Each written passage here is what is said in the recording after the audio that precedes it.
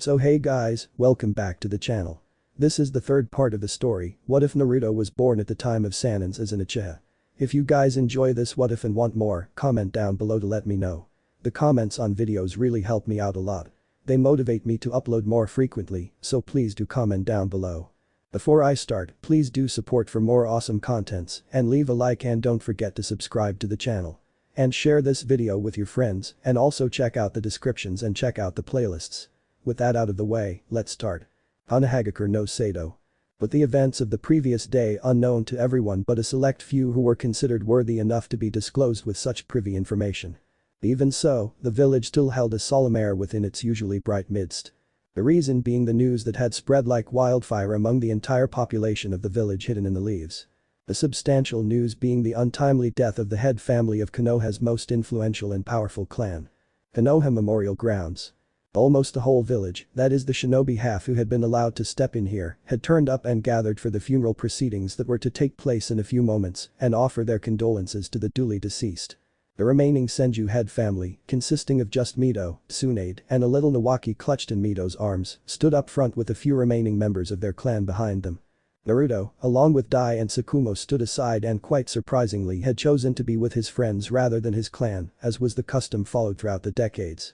Naruto Tsukumo whispered in a hushed tone, his head held down in respect, while the blonde paid rapt attention to his friend, all the while glancing at the front worriedly every now and then.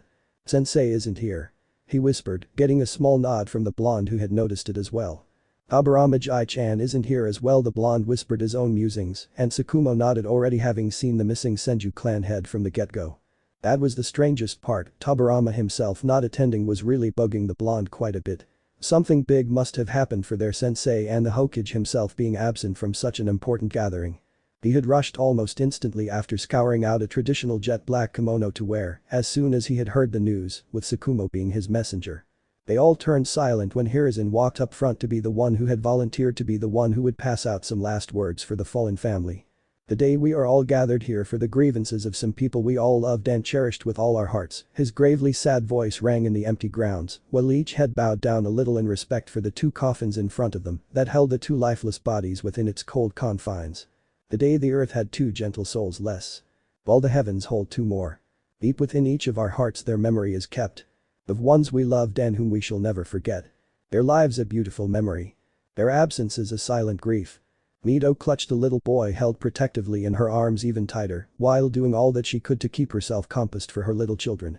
In that moment she knew no mother should go through with the curse of having to bury her own children with her hands, while she lived on with the weight of their deaths laid upon her shoulders. She didn't even have the courage to be the one to speak those last words she was hearing just now. The mother just couldn't say those dreaded words, no matter how hard she might try. Naruto himself bowed his head deeply to hide the tears prickling in the corner of his eyes from everyone, while the words being spoken stung a deep chord in his heart. A million questions passed his mind in a split second, none of which had any positive answer whatsoever. Hiruzen continued on after taking a deep compassing breath. "Time may pass and fade away. But the memories of these kind souls shall always stay." The cluster of memories sprinkled with tears. "We wish Kami had spared our loved ones a few more years." The held-back tears in most eyes were becoming harder to hold back with each word that passed Hiruzen's lips. But a small voice broke the small bout of silence, his words doing enough to break most of the dams that were holding back a flood of emotions in their hearts. "Ah-chan, why aren't Tusan and Ka-chan speaking?" A simple question rang in the grounds from underneath Mito's arms and for the life of her, she didn't have the heart to answer it. Even Hiruzen stopped and gulped down a choke upon hearing the soft voice that had voiced an innocent question, which received promptly no answer from anyone. Mito merely hid the little 3-year-old boy's face in her neck and gave a small nod to Hiruzen to let him continue with the proceedings as was the custom. After a gentle clearing of his throat, he continued on with his final passing words. "Partings come and hearts are broken. Loved ones go with words unspoken. Never selfish, always loving and kind. These are memories you leave behind. Ours is just a simple prayer. May Kami bless you and keep you in her care." The younger sarutobi stepped down from the stage and one by one, each person started coming up and placing down their white camellias in between the pedestal held by the two open coffins, with their portraits held in between, along with the headstones that were to be placed by their grave sites in a few moments. One by one, every person attending the funeral started placing their flowers and offering a last prayer to the two fallen souls, with the Senju head family being held back for last. Naruto stood beside the coffins for a second, his eyes bleeding crimson out of everyone's eyesight to etch the memory of this scene deep within the recesses of his mind permanently. He kept the flowers and walked away without doing the formality of saying a small prayer like everyone had done before him. It would only belittle the memories he had of the two in his mind right now. It would give him a reason to move on and forget them, and that was something which was completely unacceptable to him. Mito gave a small shake of her head to Hiruzen, letting him know she wasn't in any state to go near the cold corpses of her children even for a second. She knew she would break down if she so much as even glanced at their pale and colorless faces for even a moment. Nawaki forced his way out of her hug and looked on towards the coffins that were being ready to be closed any moment now. But his innocent mind still craved for answers that he wasn't getting right now. "Ah-chan, why won't they speak?" Once more he voiced his question out loud. The four Senju clan members stopping momentarily when they were going to pick up the final lid of the coffins with the Senju clan insignia embossed upon them as soon as his soft voice rang in the clearings once again. Tsukumo glanced worriedly at his best friend. Just seeing him standing in the back hall alone with shadowed eyes, it killed him at not knowing whatever it was that Naruto was feeling right now. He knew he was quite close with the fallen family members, having heard of many great things from his lips on countless occasions up until now. He himself had been over to Tsunade's house quite a few times, but wasn't as close to them as Naruto was. Over the years, the blonde was almost considered family in the Senju head households, and the silver-haired boy knew how much his friend cherished anyone who he considered close to him. But most of all how much he adored Tsunade. He knew the blonde Uchiha would most likely tear apart anyone who so much as looked at her the wrong way, to think what his thoughts would be on thinking how broken she might be because of this and what was most likely going on within his mind. It unnerved him. But he was quite worried for his friend due to plenty more reasons, but one being the most prominent of them all. Seeing her in pain, it must have been killing him right now. He put on a strained understanding smile, smiling sadly upon seeing what his friend was trying to do and urged him to go on with a subtle nudge of his shoulder. Tsukumo clasped the spaced-out boy's shoulder gently and just like he had expected to his friend's neck snapped straight to attention at him. But the expression plastered over his face wasn't one he was expecting. Instead of sad and sheen-less azure eyes as he was expecting, he was met with blazing crimson eyes that had their three tomo circling slowly, almost menacingly within them. "Don't." His cold voice whispered menacingly, devoid of any emotions whatsoever, and it almost made his teammates take a step back in sheer fright from their friend's strange and sudden change of demeanor. The blonde boy in question was finding it quite hard to contain the deep rage that was starting to bubble up within his heart, along with an emotion that he hadn't felt so strongly ever in his life. Not since his younger years, that is. Hatred. Tsukumo gulped softly, nodding timidly and trying all as he might to keep his strained and sympathetic smile up for his friend. He didn't know or even wanted to for that matter what had come over his usually happy-go-lucky friend. But this was one side he had never witnessed before in all the years he had known him for since their childhoods. And Kami knew he didn't want those eyes directed back upon him again. Ever. The last thing the young Uchiha needed right now was pity from anyone, not even Tsunade needed it for now in the young Uchiha's mind. He still remembered it quite vividly how painful it had been for him when he had lost his mother. The few people who had been kind to him back then offered him those looks each time they had laid eyes on him during the time his mother had passed away. In an attempt to console him, but it did the polar opposite of their intentions every damn time. Reminding him each time of what he had lost with those Kami-damned looks of the thing he despised the most in this world. Pity. It was a pathetic, useless emotion in his mind that did anything but help the one who was suffering. Instead it spurred on all the pain they were trying to bury by reminding them of what the victims had lost in the first place and were trying as they might to forget it altogether.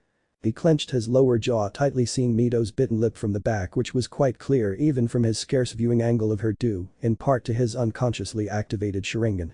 He couldn't see Tsunade from where he stood in the back, but he knew how emotional the girl could be in troubled times like these, unlike the strong knucklehead she always made herself out to be. She must be a mess right now. But his troubled thoughts were once more broken by the little voice that let out a shout once more as soon as the coffins were raised by the four Senju clan members to be put in their final resting places. "Ah-chan, why won't you answer me? Why don't they speak?" Once more Nawaki asked, and this time Mito gathered up all her courage and gave him a gentle smile. "They are sleeping, sweetie," she whispered, feeling as if someone had placed a block of lead on her chest and lying to the little innocent one in her arms. But for the life of her, how was she supposed to tell a child that his parents and her own children were dead? Nawaki though, being the 3-year-old he was, nodded innocently. He could accept her answer, since it did make a little sense to him. When are they waking up? Mito's eyes widened upon hearing the simple question, and her stomach dropped a couple of pounds as realization struck her heart. One that she was trying to avoid with all her might, only to keep up a strong front for her little ones. She choked on her words, twin streams flowing down her eyes when Nawaki's eyes snapped to his back upon hearing a couple of soft thumps from that direction. "What are you doing?" he asked the four senjus who had just put down the coffins within the dug-up graves and looked away from his innocent eyes that were piercing almost every heart within the grounds right now. They turned their eyes back to the graves and picked up the shovels, digging into the dirt and starting to fill up the graves with it. "Hey, why are you putting dirt on my parents?" The little brown-haired boy wriggled within Mito's arms who was keeping him firm while sniffling to herself and praying for the funeral to end once and for all. Each moment was killing her on the inside right now. "Bachan, they are putting dirt on them," he spoke innocently to his grandmother who pulled his face in her neck and hugged the wriggling little boy for dear life. "Nawaki, stop it." Mito sniffled out, but the boy paid her no heed. His entire attention was plastered on his parents who were being buried right in front of his eyes. "They will have trouble breathing, don't put dirt on them," he called out to the four who just resumed their task of burying the duly deceased as quickly as they could. Nawaki wriggled wildly in Mito's arms, not understanding why those people were putting dirt on his parents and why no one was answering him properly. "Stop putting dirt on my parents," he spoke out loud, the four men stopping for a moment before digging their shovels back in the dirt heaps and covering half the depth of the graves right at that moment. "They'll be angry when they wake up," he struggled on, almost leaping out of Mito's arms who was crying her heart out now. "Stop putting dirt on my parents." He screamed this time, and it was all that the Uzumaki heiress could take before she fell down onto her knees and started wailing for her life. "Nawaki, they are not waking up," she sobbed out, while Hiruzen rushed to her side to console the crying mother and the child who himself was now crying softly in pure confusion and a little fright. "But why not? You're lying, Bachan," he trailed off with shimmering eyes when no one answered him and he sobbed thickly. "Aren't you, Abachan?" he sobbed out and she hugged the little boy for dear life. "They won't wake up, honey, they are like Hashirama Jiji, sweetie," she stuttered, not having the heart to say the dreaded words that threatened to escape her lips. "Dead?" Tsunade whispered in an almost dead tone, standing still as a statue and not a single sign of a tear or sadness on her face. Her face was just blank. Mito held the boy tightly, whose sobs increased each passing second while he struggled in her arms to stop the men from burying his parents. Naruto clenched his fist so tight, a couple of nerves became visible on his forearms while a couple of crimson droplets fell down from his knuckles upon hearing the little screeching shouts of the boy he loved and adored so much, crying his heart out for his deceased parents. It reminded him of the time he had screamed the same way in Kagami's arms, pleading him with all his heart to just let him have one last look at his deceased mother. His wish hadn't been granted in the end.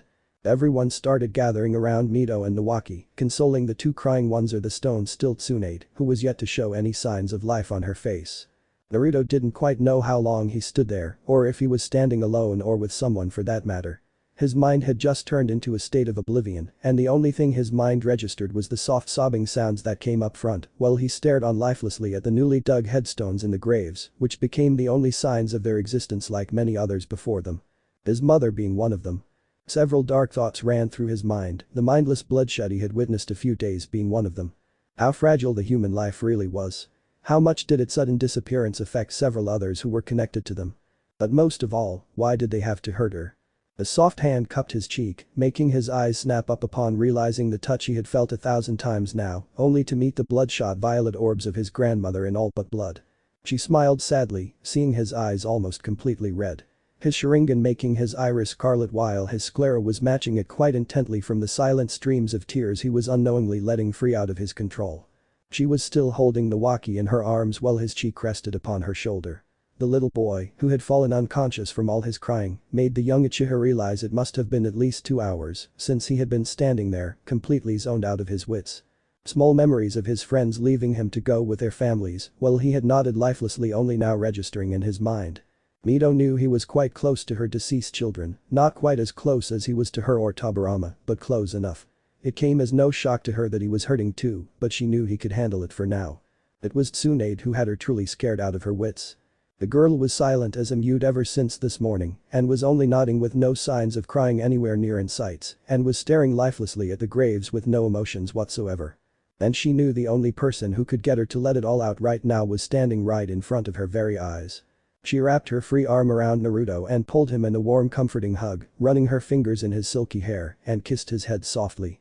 He hesitantly wrapped his arms around her waist and hugged back the woman he trusted with all his heart, feeling her pain and misery just through the small contact they had. "Naruto, will you do something for me?" Her voice was rasped, she sounded so tired. He nodded, not even needing to think twice about agreeing to whatever it was that she wanted.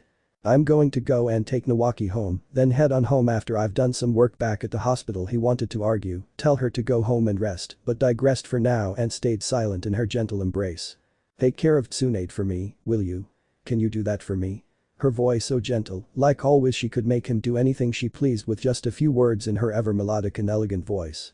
Only one person other than her had such a tight hold over him. I will, trust me. He whispered unconsciously, relishing in her embrace for a moment before letting the woman go while passing her a little reassuring smile that didn't fool her in the slightest after all the years she had spent with the boy. Once more she cupped his cheek, looking at the boy longingly for a moment before placing her lips on his forehead and nodding with a genuine smile. He had grown so much right before her eyes. I trust you. Was all she said before walking by his side and going off straight to the Senju clan compounds with Hiruzen shadowing behind her like a hawk from afar to keep an eye out for the distraught woman's health and safety. Naruto just walked in front up to the two graves, looking up at the darkening sky for a moment to gaze at the sun, almost completely dipping into the horizon. Only he and the girl sitting in front of the graves were left there all alone. Tsunade sat there silently with her knees pulled up to her chest while she sat like a ball in the presence of her parents. Everyone else, already having left after the completion of the funeral to move on with their lives now that their formalities had been done and over with. He stood behind her, tucking his hands in his pockets and just standing there silently like a soul reaper, eyeing his ripe soul lifelessly. Shadowing above her to make sure she was alright. Tsunade just stared on at the names engraved upon the headstones lifelessly, brushing her fingers over the names every now and then, before wrapping her arms around her legs and continuing on to stare blankly at the graves. She knew someone was behind her, she could feel it, even though not having her senses expanding, she knew who it was. But it calmed her down knowing who it really was. Only one idiot was foolish enough to keep an eye over her while letting her do as she pleased, just like always. Both just stayed in silent, neither having anything to say to the other. I'm going to stay here for a bit, you can go home, she whispered after half an hour of silence had stretched on between them. She got no answer, just like she had expected. Not even a small edge of movement came from the shadow that loomed over her from behind. She fell silent once more and looked on at the graveside as dully as before. A soft yet ice-cold breeze whizzed over the whole village, making Naruto brush the golden locks that flailed over his eyes and looked on at the girl who was rubbing her arms together to protect herself from the cold with narrowed eyes, now shimmering with a hint concern in their deep recesses. His eyes hadn't reverted back to their blue counterparts ever since they had first turned crimson today and didn't look like they would anytime soon. Naruto, her soft whisper made the Tomo circle in his eyes a bit right before he stepped a bit closer to her to let her know he was there for her like always. I'm cold. Her words were simple and he knew what she wanted in a split second. Ever since they were kids, he would lend her his jacket to wear whenever it was cold and they were out and about.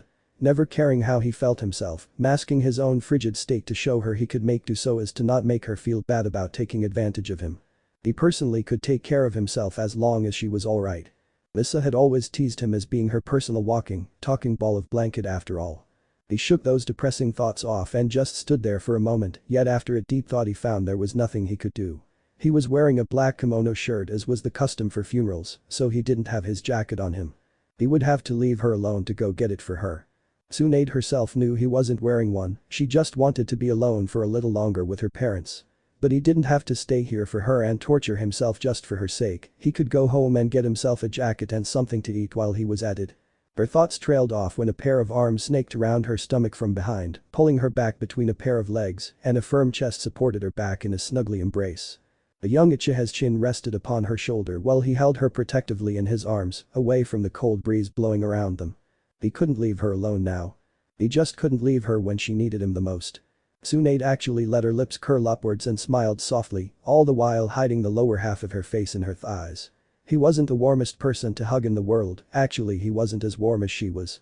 That much she knew from the years she had spent hugging him to death on countless occasions up till now. But he was always there for her, just like this moment whenever she needed him. And he would always be the warmest person for her in those times. She could always fall back on him and rely on him to make her feel like this. To make her feel safe. Her body started quivering in his arms, not from the cold but from the way he was breaching her barriers and poking into her inner turmoil with his calming presence that was now wrapping all over her heart. The moonlight shone over the two, their shadows stretching on in the memorial grounds, while darkness started taking over the night completely in its wake. Any other day, someone might have found the sight in front of them to be adorable. But today it was different. Naruto gave a gentle squeeze to her waist, placing his lips on the back of her head softly, and she curled up into an even smaller ball than before as soon as his tender gesture was done. Naruto, her voice started cracking, and it took all his will to not let his chakra flare angrily. But it did coat him completely. The deep menacing purple surrounding him made the night scavengers hovering around the fields fly away from his menacing presence as it started filling up his surroundings like an engulfing flood that couldn't be stopped by anyone. The oppressing aura would have alerted anyone to be on guard for an attack had there actually been anyone present within their vicinity. It did that for anyone but the girl in his arms. For her it was as if it were a protective layer that was now coating her from anything that could so much as touch her in that moment. SHH, his gentle voice cooed in her ear, flipping the small ball in his arms a bit sideways to settle her comfortably on his lap and letting her bury her face in his neck. As soon as her arms wrapped around his chest, her soft sniffles raised up into loud wails of agony. Her own humongous chakra reserves started going haywire with each wail she let free of her own confinements. But unlike the young Uchihas, the Senju heiresses was a bright golden that made a light and sad aura. It would have made anyone cry from the emotions that swirled within its torrent, and it did do so for Naruto, who cried silently upon feeling the pure anguish in her cries. The way she clutched his chest like a lifeline and the way she pushed her face in his neck to let out all her inner turmoil almost made him go berserk, while his eyes glowed in the dark recesses of the night like shining crimson rubies. They shone unlike anything they had done ever before. Ever. Naruto. She wailed out loud and clutched his shirt tightly in her fists, whimpering in anguish, and he gently started rocking her back and forth like a little infant to soothe her pain. Placing soft kisses on top of her puffy cheeks every now and then, while he merely stayed silent and cooed soft whispers to let her cry it all out once and for all. Unlike anyone else who might have consoled her that it was alright or that everything would be fine. He stayed silent. It wasn't alright. Her parents were dead. They were never coming back. The hole that had been created in her heart would never be filled, ever. Just like the one in his heart had never been filled. Their chakra swirled in tendrils around each other, making a small and dazzling show for the spectating owls in sight, whose hooting had ceased at seeing the strange phenomenon in pure curiosity. The bright golden swirls dancing along with the menacing purple in perfect harmony. The sight almost seemed majestic. Like yin and yang dazzling together in unshaped circles. Her agonized wails and loud whimpers gently started dying down into little sniffles, while both their chakras receded back within their bodies after a few minutes. Tsunade laid her puffy cheek on his shoulder with a tired plop, sniffling every now and then, while enjoying the gentle fingers that were coursing in her hair on instincts alone right now. Naruto himself felt quite drained, but blamed it all on the emotional toll this day had been taking on him. And for some stupid reason, he felt like he had absorbed a part of her pain within himself. Naruto, her voice sounded so weak, so frail. His eyes traveled a bit to the side to gaze sadly upon the fragile-looking girl in his arms. It pained his heart to see her chirpy face like this, it didn't suit her in the slightest. He hummed softly, placing yet another soft kiss on her head while she snuggled childishly in his arms when another cold breeze flew past them. Quite frankly, he didn't have much energy left within him right now to waste it on words any further than he needed to. Why did they have to die? Her soft voice asked in a tired whisper, his own sharingan eyes glancing into her half-lidded eyes sadly. There was only one thought that came to his mind after a small dark flashback in his vision of the sight that was etched in his memory for all eternity. It's war, Tsunade. His answer was simple, and he knew as blunt and insensitive as he might have sounded. It was the only truth. Though he did hug her even more tightly when her eyes started filling up with even more unshed tears as soon as his words registered in her mind. His words struck a chord in her heart too. So what if it was war? Why did they have to kill them for absolutely no reason whatsoever? But they were simple medics, Naru, they were doctors. They helped people, she whispered in a small tired argument, letting her eyes droop sleepily with a small yawn, escaping her lips involuntarily on its own. Her words did make him think of the truth behind them. And as much as he was loath to admit it, she was right. I don't know. His words and voice were absolutely honest. He really didn't know what to say to that, and she fisted her eyes off her renewing tears, almost on the verge of falling asleep any passing moment now. Why did they have to kill them? They were nice people. Her tired voice trailed off in between her words, and she let the sweet nothingness of slumber consume her mind mid-sentence. Naruto cradled the back of her head with his palm tenderly, pulling her face closer in his neck to hide her from the cold, while feeling her soft sniffles on his sensitive skin every second. I don't know, princess, I just don't know, he whispered to no one in particular, sitting there numbly with a half-asleep girl in his arms for a while. To let her fall into a deep sleep lest he be the reason to disturb her peaceful face like this. He loved to watch her sleep ever since he had first seen it. She looked so innocent and adorable like this, with no care of the world whatsoever whenever she slept.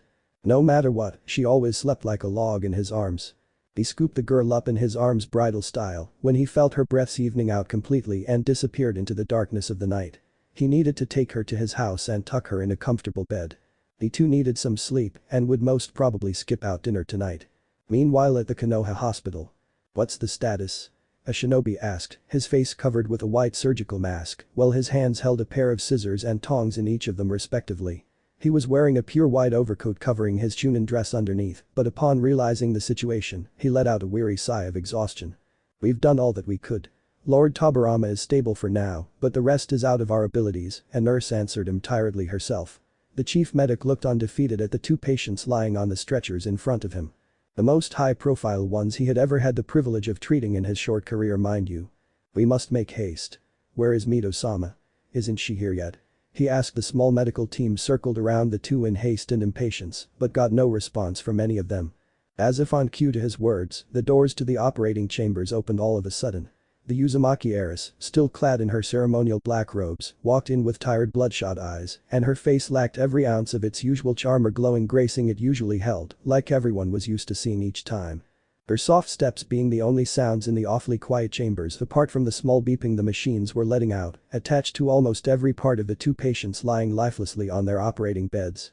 Mito-sama, a nurse, gasped softly seeing the condition the woman was in. She looked ready to drop unconscious with those eyes that were currently resembling her hair, and her face had lost most of its color, as if she were the one who was sick in the first place. Not one of them had the heart to call her out on her appearance. It was only natural for a woman to look that way, one who had just been to the burial of her children merely hours ago. "How are they?" Mito's voice was strict as usual, but the hints of tiredness were apparent to almost everyone surrounding her. The clipboard made its way into her palms, courtesy of a nurse standing nervously by her side. Just the presence of the regal aura the woman usually held around others was enough to make any lesser person who she didn't consider close to herself to be in such a condition, no matter who they were. Her violet orbs danced around the scribbled medical notations expertly, almost fluidly taking in each and every point worth noting and discarding the useless information almost instantly. The corner of her lips twitched upwards in a little smile as soon as she reached its end. At least not everything today had been a venture in darkness. "Tobirama is alright, I'm glad," she whispered in relief, the last part to herself, but it was audible to everyone besides her pertaining to the silence that had enveloped the room with her noble presence. Her aura affecting it as soon as she had stepped foot in these chambers. "Yes," the chief medic spoke, pushing his glasses up, and he nodded proudly. They had been able to nurse their cage out of his life-threatening injuries after all. "What about Sasuke?" she asked, looking at the man who had dozens more machines still strapped onto him with a ventilator and life support systems keeping him breathing, almost forcefully in fact. The air around the reed became solemn, and her lips dropped into a tight purse as soon as her gaze landed on the negative shake from the man. "It is beyond our abilities," he motioned the nurse beside him to hand the second clipboard to Mito, that she promptly did, and the heiress almost snatched it off her hands and quickly went through the thick reports as quickly as she possibly could. Finally she let the pages fall and looked on at Sasuke's still form with narrowed eyes. "Lord Sasuke has been poisoned with a lethal drug that is attacking his chakra system to decrease his immunity and healing abilities quite drastically. The drug itself isn't lethal," he trailed off seeing the Uzumaki raise her hand to make him stop his short dot. "It is his condition that is making it lethal, I know." She finished his summary calmly, and the doctor couldn't help but feel like a child in front of his instructor as to how calm she still was even after knowing what they had just let her know. "If only Lord Hashirama were here," he whispered to himself, but Mito picked up on it in an instant. Her features dulled even further if that was even possible, and her eyes held a faraway gaze, remembering the extreme prowess her late husband had in the medical arts. People still spoke volumes of his skill even after more than a decade of his death. It was still said that the late Senju clan head held the art to pull out a soul from a Shinigami's hold if there was even a single breath still left in his patient's body. That was the true testament of the skill the Shodaime Hokage had left within his legacy. Mito-sama, a nurse, gently shook her shoulder. The heiress blinked innocently, realizing she had spaced out, and turned her attention back to Sasuke, whose life still lay in the balance, with its tip right now favoring the darker side. But she wasn't Hashirama's wife and hailed the best medical kunoichi in the entire elemental nations for nothing. Even if her skills paled in comparison to her late husband's, she was still confident enough to say there weren't more than a handful of people who could argue that she had a substantial knowledge in medical anatomy and healing skills. "Would you please take Tobirama and get him into a secured ward?" Her voice broke the thick silence that was starting to settle in between them. All of them blinked, then blinked again at hearing the distraught woman answer order them so calmly. It was almost as if Should I repeat myself? This time though her voice was strict. A couple of nurses nodded vigorously and ran out with a stumble to inform the Hokage's personal guard, situated just outside of the change of location they had to do. Are his wounds healed completely? She asked the chief medic curtly, who shook his head in negative. No, we tried using some medical ninjutsu but, his voice trailed off seeing the heiress not even paying attention to his words in the slightest. Get me some clean water. She spoke to no one in particular and the chief medic himself brought it to become her assistant for the time being. The chance to learn from one of the best was still too great to pass up. He kept the shallow steel bowl by her side while the Uzumaki heiress dipped her left hand in it and closed her eyes to take a deep breath. She concentrated completely upon herself to get control of her emotions. A medic's downfall came only when he treated a patient while his mind was lying elsewhere. That was the rule she lived by to this day, preached to her by none other than Hashirama Senju himself. A moment later eyes opened, she circled her hand in the bowl and pulled it out. A clean globule of water surrounding her palm and she clasped it within them and a clap with her right one to cover it as well. Their palms danced around each other, the chakra within the water doing its work and the water started turning a bit discolored each passing moment. The chief medic's jaw almost dropped when she put the water in an empty bowl and her palms were cleaner than he had ever thought it was possible for human hands to be. He had no doubt they were cleaner than the sterile rubber gloves he himself was wearing right now. The difference in their skills almost sounded laughable to him right now. Mito looked on at the several open wounds that were stitched precisely and quite expertly she had to admit but were still bleeding, that made it quite useless in her opinion. If not for the transfusion blood they were wasting to keep him stabilized, he would have been dead quite a while ago. But bygones were bygones, she spread each of her fingers apart in both of her hands. Closing her eyes to concentrate deeply on the task, her palms glowed blue with a chakra coating now covering them. The chief M0 Edik who was assisting her watched on mystified as the chakra in her palms started concentrating towards her fingers before completely closing in on her fingertips. Mito snapped open her eyes, her fingertips now containing a sharp chakra tip within each of them. She curved her fingers inwardly, except for the index fingers which flicked off the stitches over her patient's wounds in a split second. Her assistant's heart almost went into a cardiac arrest when he saw what she had done, especially when the machines connected to him beeped in a state of haywire. But he dared not utter a word and disrupt the focused woman's concentration. If not for her, he would die anyways in a few hours. So it was for the better, at least for now. Mito joined each of her hands spread apart fingers with each other. This time she closed her eyes with a vein appearing near her temple from the immense focus she was letting on in her task. She let the chakra tips on her fingers connect to each other and spread her arms apart with 5 long chakra threads created with pure medical chakra apart from each other to stretch out their lengths incredibly. The man by her side had his jaw dropped comically this time as he gazed at the 5 green threads connected to her right hand. Medical chakra was almost precariously hard to control, but to weave it into a chakra thread as precise and controlled as that. Though he nearly fainted when Mito's hand started blurring all over Sasuke's body that were now weaving and joining the ends of those chakra threads in midair. They were too fast for anyone but a sharingan user to follow, and for the man's eyes, it was just a dome made of green chakra threads that was now formed over Sasuke's body, while Mito's hands blurred almost aesthetically over him with a practiced ease that showed how versed her knowledge and kinship was to human anatomy. Mito weaved those threads through his wounds, sewing them together with her free hand to control their trajectory, and turned its ends to the next wounds, without ever breaking or joining them, for as soon as she did, that her technique would fall and become useless. In nearly 2 minutes, Sasuke was wrapped up in a strange green cocoon of webs upon webs of medically enhanced chakra threads that now had each and every one of his wounds stitched, except for the large gash in the middle of his chest that had just a corner of its flesh wound now still opened. Mito gracefully moved her fingers over the arc of said wound, the green thread sticking to each of its open lip-like ends and joining together like gum. She focused a bit more of her chakra onto the last corner of his wound to make sure that the only joint holding those stitches wouldn't fall apart on her.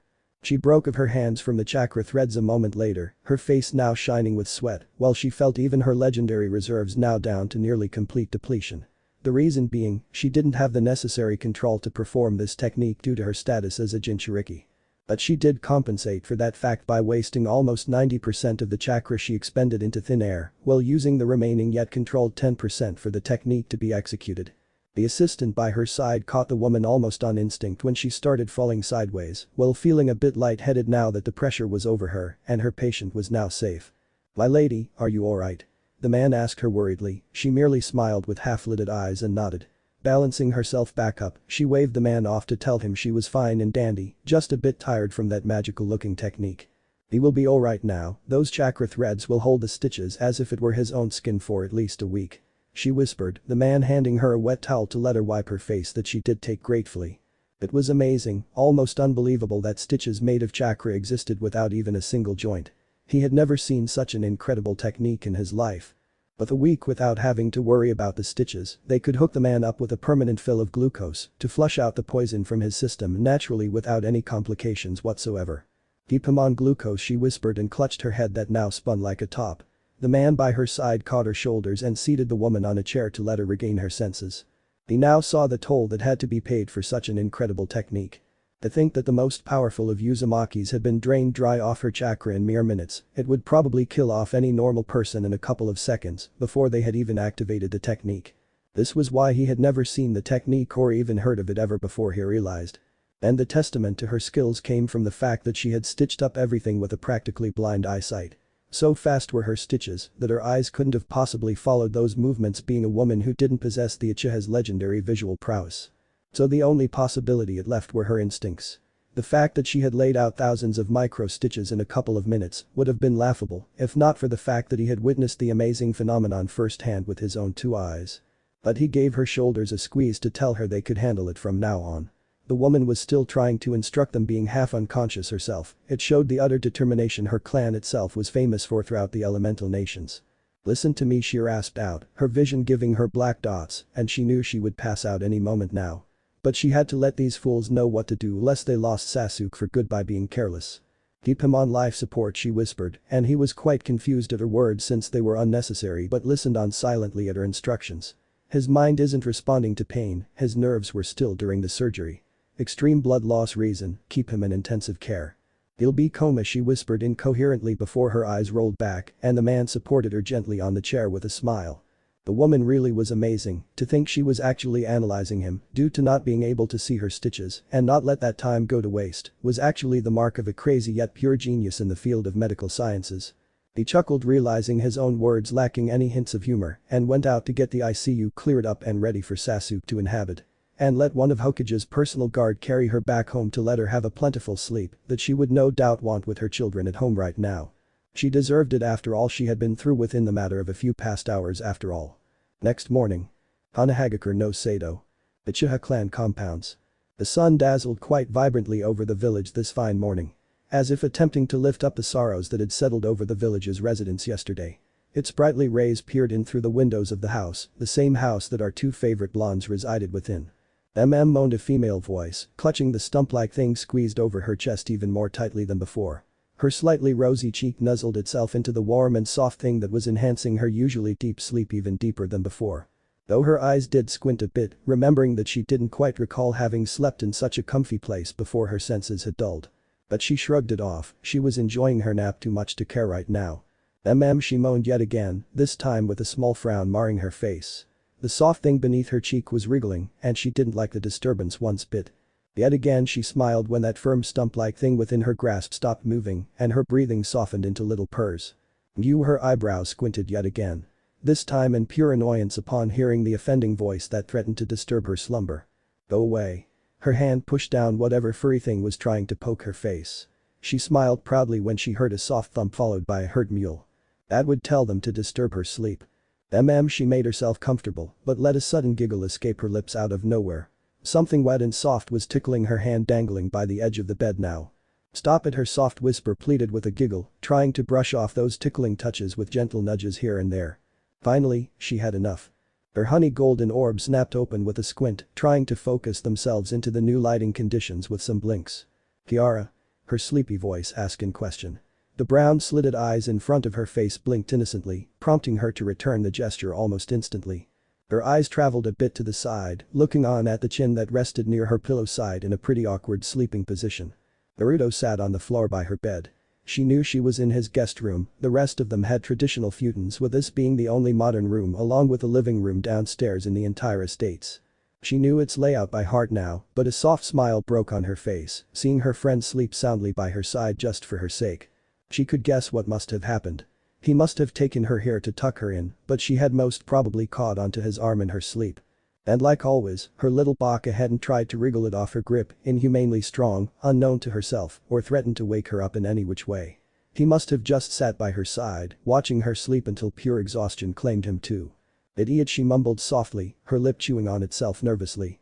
A little dust of pink still rested on her cheeks, while a little shimmering tear prickled down her cheek and onto her pillow to make a little wet stain over the cotton. Her free arm pulled the little cub in a tight embrace from the floor. She gave her furry white back some gentle rubs to get small purrs out of her favorite fur ball. All the events, now refreshed in her mind, made her smile almost seem solemn, while the tail of one little tiger started wrapping itself around her arm of its own accord. She giggled tearfully, feeling small licks on her cheek. She placed a kiss on the cub's nose upon seeing the contently closed eyes of her best friend's companion. "Thank you, Kiara." Her voice whispered gently to the cub, loosening her arms for the cub to let her jump out and go downstairs with a happily wagging tail to show her gratitude to the girl for her petting. "Naruto," she nudged the boy awake, who woke up with a start. She let his arm free from her grip, watching sadly when he tried to regain some control over the stumped arm of his by shaking it and trying to rein some movement in his fingers. She had after all clutched onto it all night long in a vice grip. Her elbow leaned down on the pillow, sitting up slowly with none of her usual fervor present as before. Her face had turned blank like yesterday, visions of her parents' graves. "You sleep well," she let herself be pulled into the light embrace, letting her face get tucked in his neck while he sat her gently upon his lap. His voice contained all the concern in the world for her. She felt so safe. Yes. Her physical form was small in comparison to him, not by much, but just enough to let her head be tucked under his chin while she rested comfortably upon his lap. His fingers started working out the kinks in her long locks of their own accord and she let him do as he pleased to them, just like she always did. He was glad she hadn't cried herself in her sleep like he had done in his younger days. Just the memories of those lonely nights, the silence in the house that ate away at his very soul, still sent shivers down his spine. He'd be damned before he let her go through that hell again, and there was no hell worse than loneliness in his eyes. So they sat in silence, relishing in each other's warmth. For Tsunade, he was like the anchor to her self-esteem right now. She could be herself around him without any fear of caring what she did. She wasn't ashamed to admit she was overbearingly comfortable around her friend. Neither was she ashamed to show it to anyone. She just didn't want to be alone right now. "Princess," just like always, his voice was calm and caring around her. Her soft hum reverberated through her throat and the silent room. She was too cuddly and comfortable to speak right now. Her eyes drooped a bit, a soft smile of contentment flashing across her lips when she rested her puffy cheek on his shoulder. It was just marvelous how quickly he could soothe her pain just with his presence alone, without ever doing anything other than staying silent and holding her. A pair of fingers tucked under her chin, raising it up to have her look into those baby blue eyes she adored so much. "Go and take a bath." His words weren't finished before the girl was latched back onto his chest like a baby koala by wrapping up all four of her limbs onto his torso. "No." Her cute mumble actually made him chuckle. She hated being disturbed when she wanted to laze around, that much he knew by now. But as much as he just wanted to let her nap and laze around like this, there were some things left to be done still eating away at the peace within his heart. "Hey," her voice was squeaky. "Anyone's would be when the person you were latching upon stood up so abruptly with you still firmly latched onto him."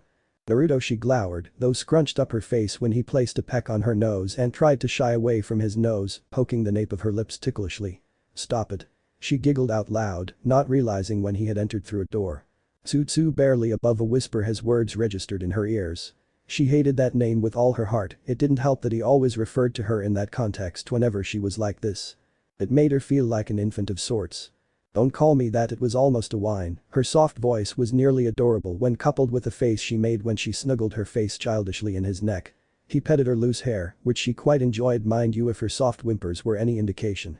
"I have to put you down, princess." The way she sighed, he had to bite back his emotions at what was coming next. But she did loosen her arms when his palms supporting her hips went limp to sit her down. Splash. Her shrilled shriek echoed throughout the house and she waved her hands in the bathtub to make herself believe it had just happened, like really happened. He chuckled, no, laughed his heart out seeing the clear disbelief etched upon her face. She just couldn't believe she had been thrown into the tub like he usually did with Kiara. And that made it even worse, she was feeling like a pet of sorts at the moment. Though she couldn't help the slight giggle that snaked past her lips seeing her friend laugh so genuinely. In a matter of seconds, both were laughing hysterically. Finally their laughs died down, and left behind them were a completely soaked Tsunade with Naruto now sitting by the edge of her tub. He did cringe a little when she gently took a bit of water through her cupped hands to make the situation turn a bit even by pouring it down over his head. "When did you prepare the tub?" Curiosity finally got the better of her. Pushing some more water in her hand cups, she laid it down on his slightly dripping hair again. He didn't stop her, more like he couldn't upon seeing her so content and playful like she usually was before. You know, Kiara is such a handful when it comes to baths, so this tub in particular has some seals to keep its water warm until someone steps in and disrupts the chakra flow in them. He trailed off, seeing her flat look. It was a pretty high-level seal, cool enough to boast about. But. Mito Bachan? She stated more than asked, and he did turn a bit sheepish at having been caught so quickly. His face, though, turned a little skeptical, seeing a small glint in her eyes, and the way she smiled was almost coy. Boy, his yelp didn't help in the slightest when her strong arms took a hold of his shoulders and pulled him in the tub too. The two started laughing and splashing even more hot water onto each other. Their laughs and splashes ended upon seeing a single peering eye with a furry ear poking in through the open door. Kiara, come to mama, Tsunade cooed softly with open arms, but her form slumped in defeat when the furry thing ran away for dear life. She could listen to me once, you know. She mumbled dejectedly, feeling a slight poke on her forehead, only to see Naruto stepping out of the tub. Hey, where are you going? She asked innocently, completely oblivious as to how weird it sounded to anyone other than her given their situations. But Naruto knew better than to call her on it. Oh. If you wanted that, why didn't you say so earlier? His voice contained all the innocence in the world. His hand started pulling up the hem of his shirt to take it off, and only then did Tsunade realize what he was talking about. Hentai. She shrilled almost comically, picking up the bottle of conditioner by her side on instinct and chucking it like a kunai at the laughing boy who barely dodged the thing and had the presence mind to run out lest he came in her grasp and got beaten down to a pulp. Her body dipped down into the warm water nose deep, trying to hide her cherry red cheeks from no one in particular. Her arms wrapped around themselves and pulled off her wet clothes in the water to complete her bath. Why am I so comfortable around him? Her heart pounded like a steam engine with her crazy thoughts running rampant in every recess of her mind. She had to talk to her grandmother about this later on. Her eyes widened just as soon as all her clothes came off. And only then did she realize that just a few minutes of laughs with him and she had all but forgotten about her earlier problems. That idiot, she mumbled in her head, knowing quite well he had done it on purpose. That thrice-damned Uchiha was too smart for his own good sometimes. Though the smile etched on her lips never left her face after that while she hummed a soft tune to herself while lathering herself in the tub. Naruto stepped downstairs from his room after a bath himself, in his casual clothes comprising of a simple white t-shirt and blue pants.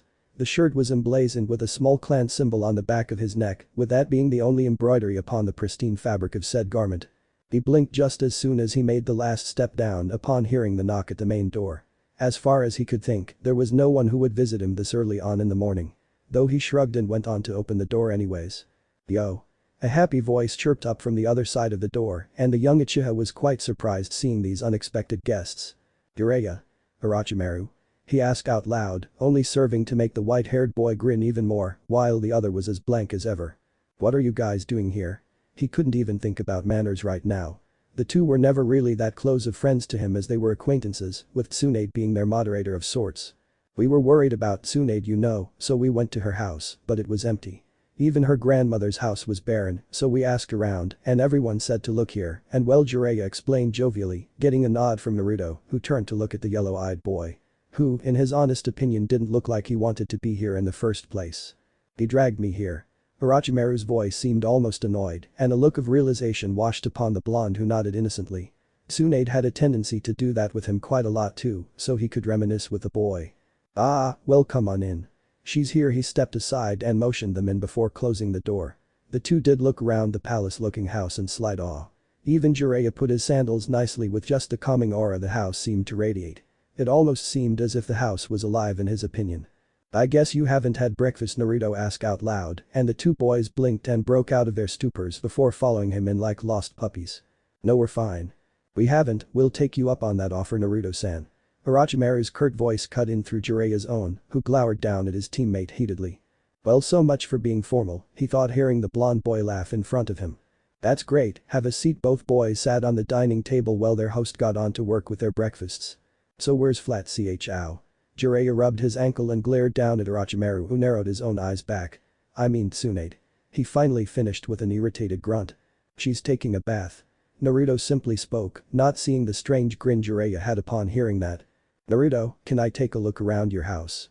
Jiraiya asked innocently and got an offhanded affirmative from the boy who had immersed himself too much in cooking to notice it while Orochimaru was reading a scroll on basic sealing he had borrowed from his shelf. Jiraiya disappeared into the shadows, blending into the walls after making himself invisible with a few hand seals, and started stepping upstairs, following the soft tune of humming coming from there. And right on target he had found his paradise. "Oh Kami, I can die peacefully now." His nose dripped with a trickle of blood, seeing her come out from the bathroom with nothing but a couple of wet pink towels covering her body and hair. She looked so beautiful, he mused with a blush, looking at her opening her slightly wet hair while wiping them off the water with dazed eyes. She had her back turned to him right now and was standing in front of the closet, which was only a curtain to the peeping Tom before the main show started. Finally, after what seemed like eternity to the boy, did her hands grab the edges of her towel and opened it up front.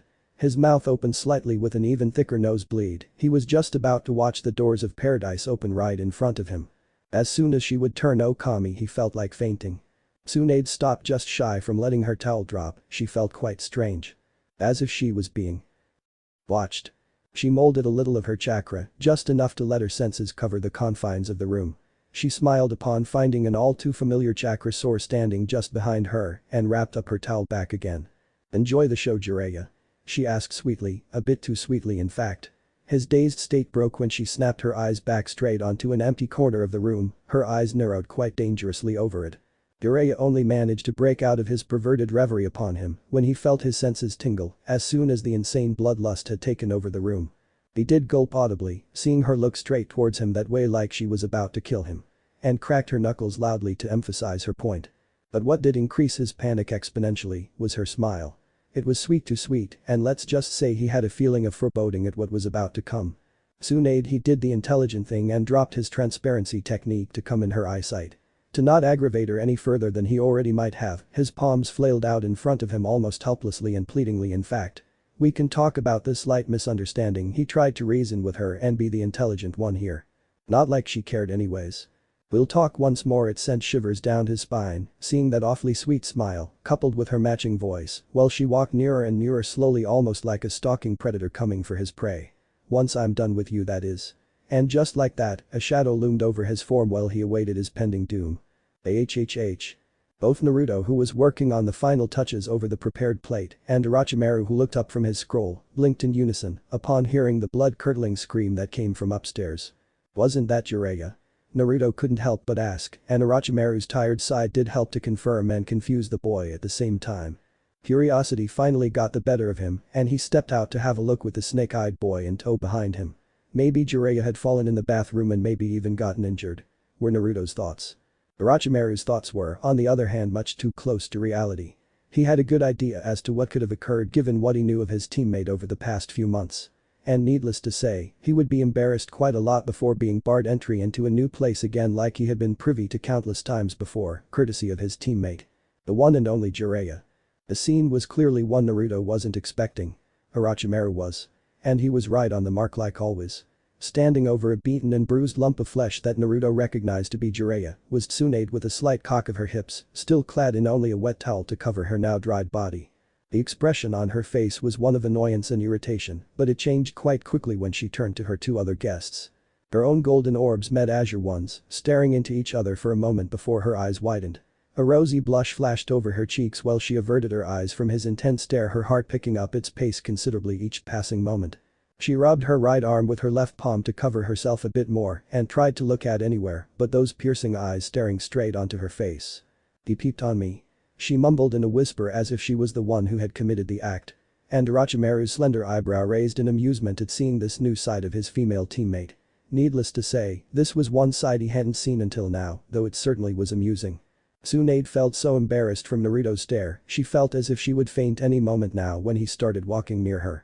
Though she was shocked when his arm snaked around her waist and cradled the back her head, the other one resting just above her hip to wrap her up in a warm embrace. "You'll catch a cold like this, silly," he chortled her in a scolding tone, and only then did she realize how cold she was. She was shivering. His head turned around a bit, glancing at Orochimaru, who nodded silently. The boy could understand his message quite clearly and left after picking up a dazed Jiraiya on his shoulders like a sack of potatoes and walked out a moment later. Tsunade's eyes did widen when his hand caught the edge of fabric holding the towel around her body in a loose knot. "Naruto, what are you?" He gave her a squeeze of reassurance to shut her up. "Trust me, princess." And just like that, her drenched towel fell down. On instincts alone she pressed herself to him tightly and squeezed his chest with her arms almost painfully in fact. "Don't look, please."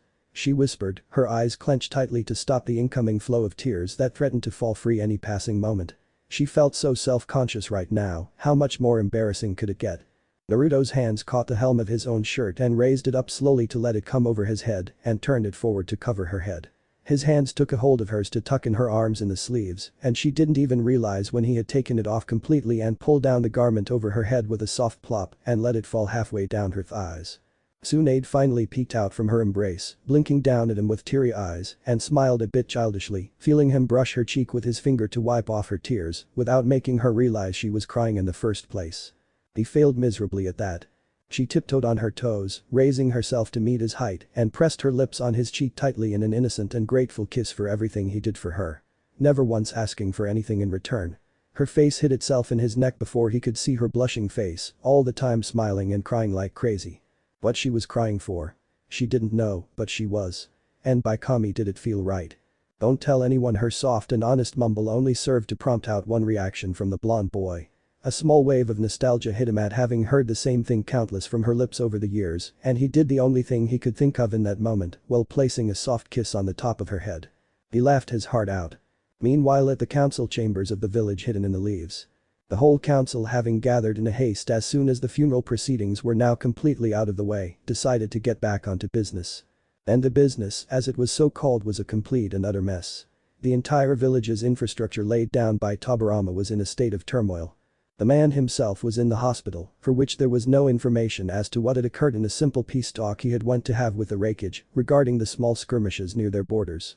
It wasn't a big thing to be noted that the village did encounter these small bouts of violence every now and then, most of the times villages just chucked them down in between mission reports, as if they were nothing. But the fact that they were getting more and more frequent each passing month and bloodier than what could be ignored in favor of the peace they were enjoying on the inside had made situations quite tense between the villages as a whole. And that was never a good thing. Bad blood was already warm between Cloud and the Leaf, as the ashes from the last war hadn't even settled completely, before these minor annoyances had started budding up everywhere like insects. But the situation had become a lot more dire with the news that Tobirama himself was in the hospital and out of commission for at least 2 months before he could return back to office in full health. And to make the situation even worse than it already was, Sasuke had joined him in his voyage of injuries as well. Actually going as far as to be in worse conditions than the Fire Shadow himself. To top it all off with a cherry on top, no one other than those two, the ones clogged in intensive care, knew what had actually occurred at the small summit other than the victims themselves. The victims who were out of commission, mind you, permanently. Troublesome. A small grunt made every eye in the room snap to the man who had dared to finally break down the thick half-an-hour silence while everyone tried to absorb what had happened.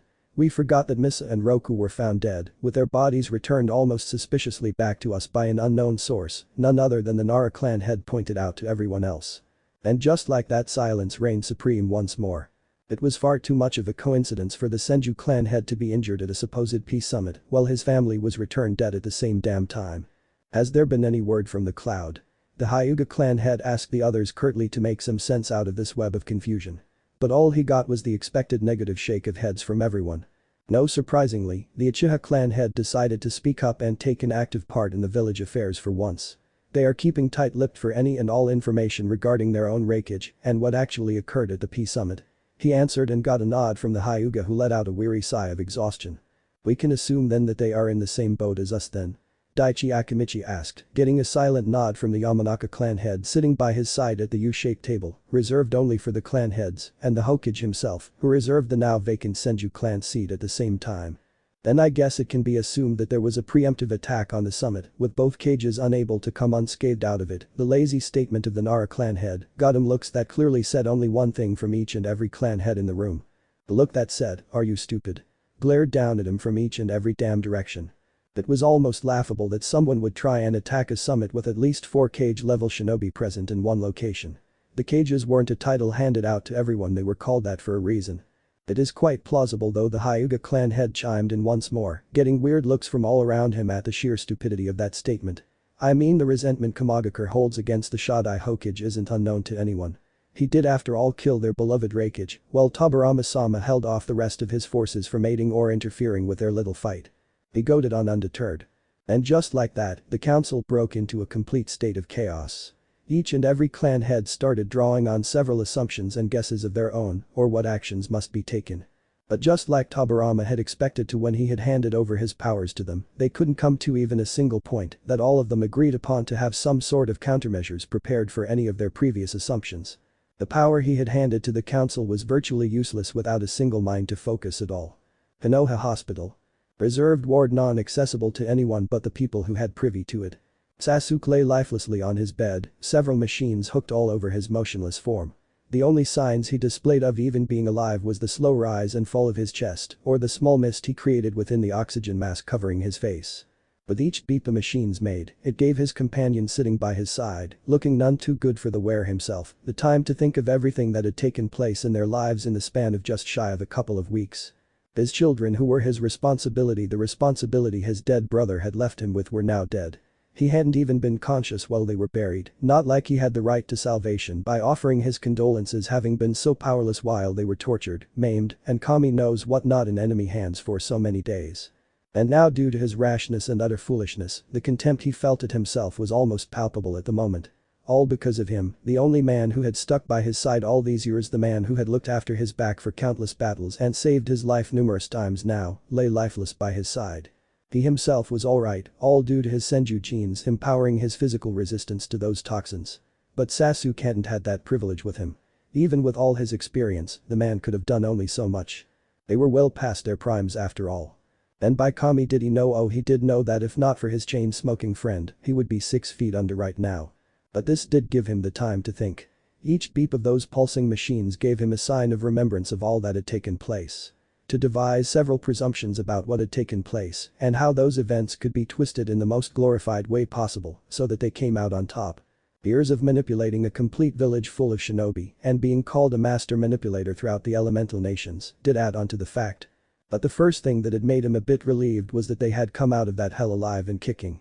Even after all the cards being stacked against them, they had come out on top again. Survival was a win in his eyes each time he went into battle. Surely, Kumagakure would be in turmoil right now. They would be absolutely furious, livid, even. But what if they weren't? What if they hadn't known what the Reikage had planned due to the scarce of information being leaked on that certain ambush? It was certainly a scarce shot, that too by a long shot. But it could pay off. And it was possible, which made way for endless possibilities for him to manipulate and turn the tide in their favor. If they really didn't know, then maybe, just maybe, he could stall the villages before they went against each other. It would give the Leaf Village just enough time to prepare for what was to come. Heedlessly going into combat on the scale of a war between nations was not going to happen, not on his watch that is. And falling prey to an enemy trap had already almost costed his companion and most trusted shinobi's life. But for now, if his assumptions, more like gamble of sorts, were true enough to pay off, it would be a ripe fruit prepared for their taking. And the key point, what made it all possible, was that all the Reikage's men were dead. He was sure of that. That left no evidence of what would have happened for the cloud to scrape out. They were brought back to the Leaf's custody by Sasuke Summons, no doubt about it. The Monkey Clan had been with them enough to know that the spoils of war were always to be reaped. So the Leaf right now possessed all the victim bodies they had killed off in their battle royal. All but those 2 baboons with jewelry-coated hair. And just the thought of those 2, the key to this particular chain of manipulations, made him smirk. A smirk, a simple smirk that would have made even the Shinigami shy away from his face with just a mere glance right now. As far as he could remember, their names were Kinkaku and Ginkaku. The Gold and Silver brothers. Now he remembered those no-named B-ranked shinobis in the bingo books. But they were nothing like what their profiles spoke of. They were easily S-ranked to begin with, without the fact that their blood was far too valuable than anyone who wasn't a royal Senju or Uchiha to him.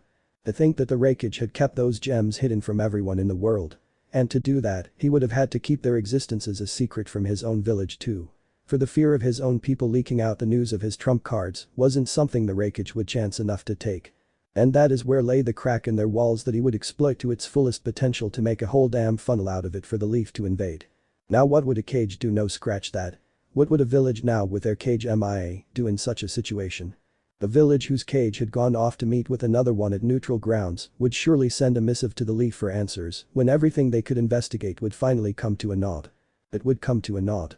Answers that would determine the fate of the Leaf in the coming few years now lay in his palms. He couldn't help but loathe the emotions that played deep within his heart at the thoughts that were now running rampant within his mind. He loved it, he absolutely loved it. Just the thought of manipulating everyone made him almost turn giddy on the inside. How he could manipulate those with a lesser conscience than his own, that made up most of the damn world to do his own bidding, just made each and every nerve he possessed tingle in delight. All the while, them never even realizing what they had fallen prey to before they were far too deep into it to get out. Just those looks when he was standing on top of their fallen forms, with them just realizing his plans to the fullest, while the shine of life left their eyes. That was what made him feel truly alive. There was a reason even his elder brother was truly scared of him. No, not him. It was his mind, the weapon he had far too much skill and knowledge to use that even scared the man revered as the god of shinobi out of his wits. Even Hashirama Senju knew that after Madara Uchiha, the only person who had the power and mind to spark a whole war or to dampen its flames to his own will was his little brother. Habarama Senju himself. And today he would do just that. The plan was set in his mind, he just had to lay the pieces now. And then. Let the actions unfold right before his very eyes. The gentle click and creaking of the door made his neck snap too in the direction of said outlet. His own form slumping, seeing his sister-in-law step in the room in her usual kimono, but with a small clipboard, no doubt their medical reports in her palm. He just watched her come closer to him and averted his eyes down to his lap, his earlier thoughts all but lay forgotten now. He wouldn't, more like he couldn't bear to look at her. Anything she did, slap him, punch him or even outright stab a kunai straight through his heart, he would take it without even hesitating. "I'm glad you're alright, Tabarama." Her arms wrapped around his head and pulled him close into her chest. Her warm embrace served nothing but to make himself feel even worse than before. The fact that she just didn't have the soul to hate him made him hate himself even more so than before. Mito could see his troubled eyes, for Tabarama Senju never was one to look away from a person's gaze. His pride was too great to avert his eyes from someone, and he always met one's gaze with his own almost diligently each time. But just the fact that he did so with her told her just how much he was suffering on the inside. She could comfort him, he was after all the only one she had left other than her two babies back home. Even though being his sister-in-law, she had always treated him like a mother of sorts. Chastising him for every little thing and making fun of each little mistake he made, which were far too scarce for her liking, so she did learn to relish in those moments as much as she could. He had always been strong for them, for everyone. He was the pillar that everyone looked up to, but she knew no one ever saw the troubled man within that shell. And she was the only one who ever broke past his shell that way, other than the people he allowed to get close to him. All other than one person who wasn't with them anymore. Those people could be counted on one's fingertips and still have some remaining. "It's alright," her soft whisper cooed him, running her fingers through his shaggy white hair gently. She could feel her kimono get a bit damp, but his shoulders never quivered or he let out even a small sound of emotions. But she knew he was crying. This was as close you would get to seeing Tabarama Senju in pain. He always cried silently out of everyone's eyesight. "I'm sorry," Mito here asped out, the ventilator pipe chocked within his throat, making it almost impossible to speak a full sentence. "I'm so sorry." He didn't ask for forgiveness. There was no forgiveness for this failure. There would only be retribution. The lady hushed him up, continuing on keeping him in the embrace for as long as he needed it. And when he clutched the back of her kimono in his fist and curled up slightly in her arms, she smiled. "I'm so sorry, forgive me." He asked for her forgiveness.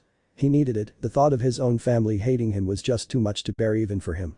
Even if she lied and didn't mean it, just the words alone would give him enough to go on doing his work just as before. Until he had completed all of his responsibilities. "There's nothing to forgive, you did all that you could. You are human too, Tabarama, no one is perfect. Don't try to be one, it never ends well." She whispered wisely, making him, Tabarama Senju, the man hailed as the smartest person in the world right now, feel like a child in his mother's arms. She always was the wiser one of the two when it came to moments like these. And she had the biggest heart out of all the Uzumakis, and that was saying something in his mind. Mito here asped out, coughing slowly when his throat finally gave way while she patted his back gently. She was quite surprised when he caught her wrist in his own and twisted it around slickly. The brush and ink slip she always kept in her sleeves was swiftly taken away from her before she could even realize it, and he tore apart a page from her clipboard, much to her horror. "Tabarama, what are you doing?" She almost shouted out loud in the silent room. "You're in no condition to work." Her voice died down in her throat when he raised his index finger in the air to shut her up. It was the intimidating tick of Tabarama Senju that meant he was serious about something. And Mito knew one thing quite well: a serious Tabarama Senju was never a good thing. So she let him be for 5 minutes, that is. After that deadline, Hokage be damned, she was the first lady of this village for pretty good reason. And she would have to show it to him if push came to shove. And make him rest forcefully, if need be. And he did complete his task in 3 minutes, his skilled hands gliding across the paper and smearing kanji in swift and elegant strokes. He handed her the ink seal and brush back, which she tucked back in her seal, and Tabarama went through a couple of single-handed seals. His index and middle finger glowed blue with chakra, the kanji for fire dazzling on it brilliantly, which he stamped at the end of his letter. The official seal of the Hokage's order to his council had been set. And to top it all off, he wouldn't have to listen to their annoying bickering due to his condition. Being in a hospital certainly did have its perks. He handed her the paper, and she looked at him to ask if she could read it. The negative shake of his head made her fold up the letter and tuck it in her sleeve almost instantly. "Counsel here?" asked out, and she nodded, pushing the man back gently by her palm upon his chest to make him lie down. He did let her do it and grunted in relief for the support. He was quite tired now. It was funny to think how some injuries could make even a pure-blooded senju like him to get tired. "I'll get it to them tomorrow morning." She said that on purpose, or else he would be forcing her bring him updates almost as soon as she got them, or worse, get someone else to do it. So it could wait a little while, and she could have her own overdue attendance at the council chambers too while she was at it.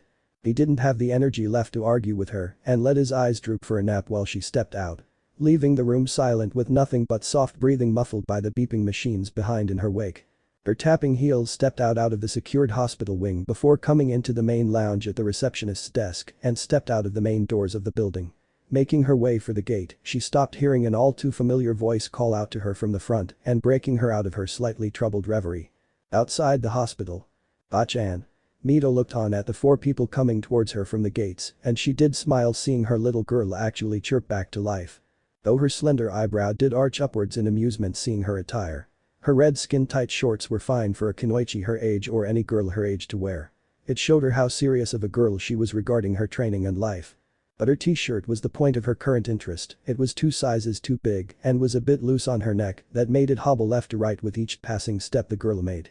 Clearly she didn't ever remember Tsunade owning such a garment. She wouldn't have let her granddaughter walk around in such unrefined attire. It was just unbecoming for her little princess to walk around like that. But the girl almost took her breath away when she saw her chirpy smile, and the giggle that escaped her lips when her small form crashed in her chest couldn't have been stopped by Kami herself. Her loose kimono sleeves hid the girl completely in her embrace while her lips pressed themselves on her head softly. "How are you, sweetie?" Her voice was as gentle and caring as ever. The girl snuggled in her grandmother's arms upon feeling her nuzzling nose on the top of her head. "I'm fine," her muffled voice answered back almost instantly from her chest. She loosened her iron grip on the girl and cupped her cheeks to look some more at that smile she loved so much. But it quite surprised her seeing a permanently marked pink hue plastered over her cheeks. Now this intrigued her quite a lot. Whatever had happened, her granddaughter was truly happy. And she was glad for that. Tsunade turned around in Mito's arms slightly to look back and waved back happily at the 3 boys following her. "Boy, be fast, you're not that old yet." Mito bit back her chuckle seeing Naruto's ever-aloof walk, making Tsunade bristle at the failure of her taunt. The blonde boy walking with his hands tucked in his pockets with no care in the world could annoy quite a few people if he intended to, mind you. Only then did Mito's eyes narrow in on the fabric near the back of Tsunade's neck reveal itself from behind her flailing high ponytail. It was just a small symbol, but it opened up a world of possibilities in her mind. An Uchiha crest. Her lips curled upwards almost wickedly. Oh, now this was truly getting intriguing. Now she understood why the shirt was 2 sizes too big. It was her apprentice's shirt. So why was Tsunade wearing it? Oh, Kami, she might shave off a few years of her life in assumptions alone. The teasing material she'd get out of this was endless. The little smile on Naruto's face when he gave her a small nod of his head told her he had been the primary reason of her little tomboy's happiness, like she had expected of him. "Stop shouting, flat chest, ow ow ow ow." Jiraiya winced and twisted his body when a hand was pulling his ear quite painfully, courtesy of an irate Uzumaki heiress. "Is that any way to speak, young man?" Mito scolded the boy, who shook his head in her grip, and Mito let him go. She did bonk gently Tsunade, who was sticking her tongue out proudly at a fuming Jiraiya, and looked on at their third teammate Orochimaru, if she remembered correctly, was his name. She smiled and petted his head when he gave her a polite bow. These little ones were just too adorable in her eyes.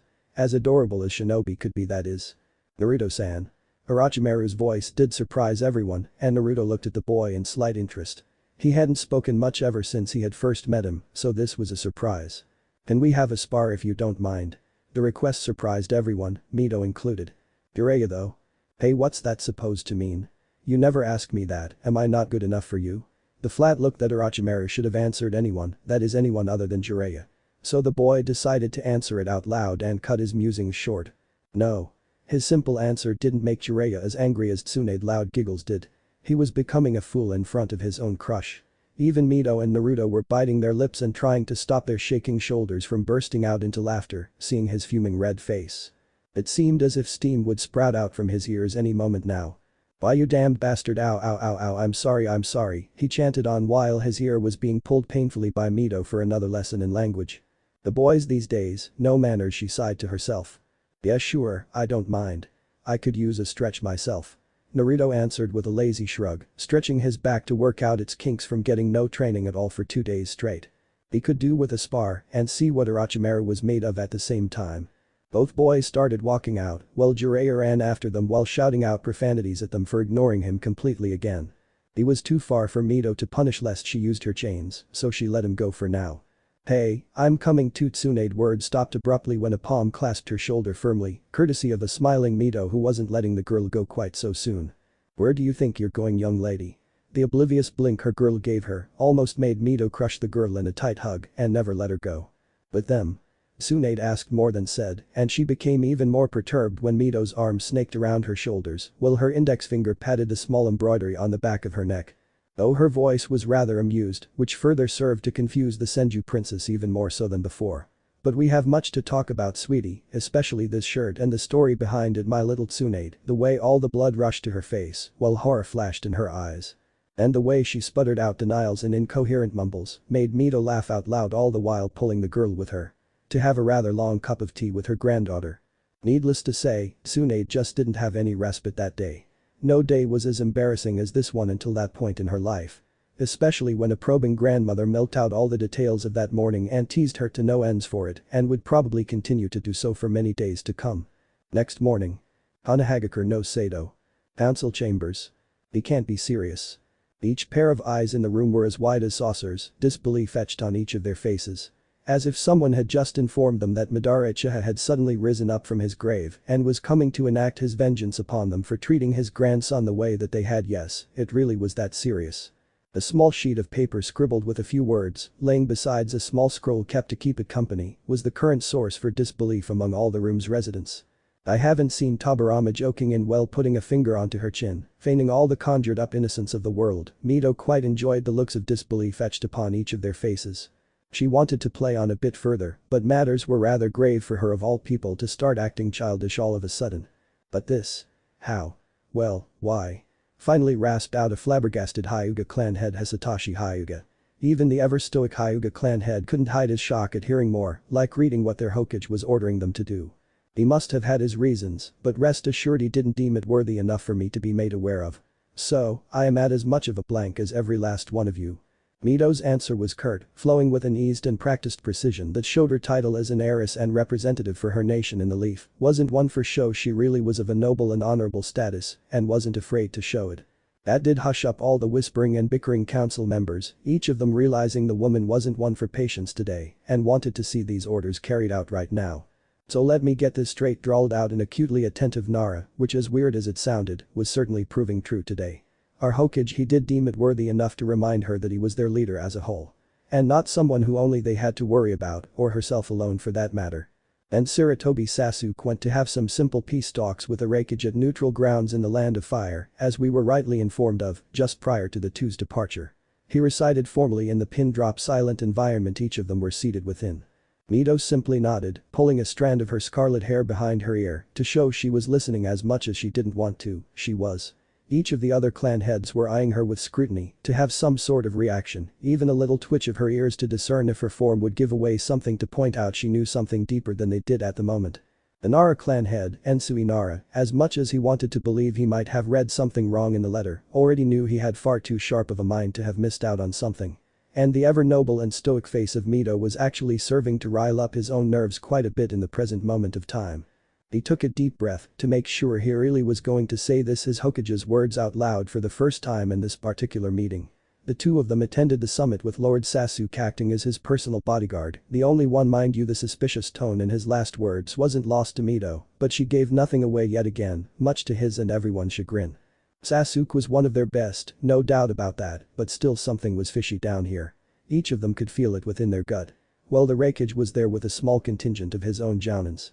As soon as they were about to enter the small village picked out for the talks, they were attacked by these gold and silver brothers, B-rank Kumo jounins in the international bingo books. who then proceeded to ambush them and killed everyone save Kami, Ankus 1 Sarutobi Sasuke and Senju Tobirama, while the remaining are now laid to a permanent rest. The victims, whose bodies have been recovered and are in currently our possession to which we weren't notified until now, he placed special weight on those words again to emphasize his point, though sighed wearily when Mito merely covered her mouth to yawn softly. Great, just great, she was the lazy one here, troublesome woman, he mused tiredly. Are to be returned to the cloud envoy that they will send to us when we respond to their missive that came in just this morning. Everyone eyed the scroll by the side of Tobirama's handwritten sheet as if it were poisoned or would bite them any fleeting moment now. And have them, and each of one of our allies on both sides, that makes quite explicably the whole damn world to put these gold and silver brothers, who were mere nobodies a couple of days ago, as S-rank wanted Ronins that have, and I quote, ambushed a peace treaty between two major hidden villages, namely the Leaf and the Cloud, by attacking their respective cages, along with their escorts to disrupt said meeting. All in a vain attempt to cause strife, thereby to wedge out conflict between said nations, and attempted to kill both the respective leaders, while being successful in one, namely the Nidaime Reikage of Kumagakure no Sato. Ensui finished his recital of the last passage from Tobirama's letter, and silence reigned supreme as soon as he was done. Yeah, that sounds about right, was Mito's nonchalant reply that made everyone surrounding her to sweat drop. This is just ridiculous. Finally the Inyazuka clan head, the most volatile of the gathered bunch, had finally had enough. We have in possession of us 5 whole teams of Kumo Jounins, their best. Plus, the Reikage himself, which means we right now possess the secrets to his revered Black Lightning Kekkei Genkai, with countless more of their secrets hidden in those bodies, and he wants us to hand them back to the cloud. Has he gone senile? The way Mito's eyes narrowed in on the fanged man while she leaned forward, plopping down her elbows on the table, was quite an intimidating sight to behold for each one of them. Everyone knew the Inyazuka clan head had just stepped on forbidden territory when the temperature of the room dropped a couple of degrees short. Are you questioning the mental state of your leader, Inyazuka? The way she dropped any suffix while addressing him made him quite attentive as to the position he was in right now. She and Tobirama, along with the whole of Senju and Uchiha, were still the 2 great powers of this village. The Inyazukas were still nowhere near in power as compared to the 2 mighty clans, one of which he had just foolishly managed to aggravate with merely a single statement coming out of pure brashness. The rest of the clan heads were smart enough to sit back silently and avoid the strife of the already troubled and volatile woman, who at present was addressing the impulsive idiot in front of her as if she were reprimanding a mere 5-year-old. And no, my lady, that wasn't my intention, I merely, please do forgive. His stuttering voice was cut off coldly by an irate heiress before he could sprout out any more words from his mouth. Mind your place. Her cold voice actually made every last one of them shiver. They were reminded why she was the current first lady of the village and why everyone respected her as much as they did their late Shodai Hokage. And do remember next time that the one you so blatantly called senile is still your current Hokage, and you could be thrown in for treason as such. This is a military dictatorship even with the democratic clan laws in place, so do take that into heed the next time you speak. She chortled him down sternly, the man sitting down as pale as a sheet of paper while nodding silently. Each of them knew she had a way with words, and when it came down to the wire, her temper was as legendary as the mighty clan she hailed from. I apologize, my lady. His voice was weak, and the strained, almost scared smile he gave her made him look as if he would faint any fleeting moment now. She gave him a curt nod, showing everyone she had accepted his apology, though didn't seem quite fond of it if her slightly annoyed expression was anything to go by. She always was a mentor when it came to words, especially political maneuvers. Her bringing up had been as a noble heiress, and as such it was expected off of her to be that way. And she hadn't fallen quite that soft just yet. Each of them were reminded of that point, quite vividly in fact in case of a certain Inyazuka.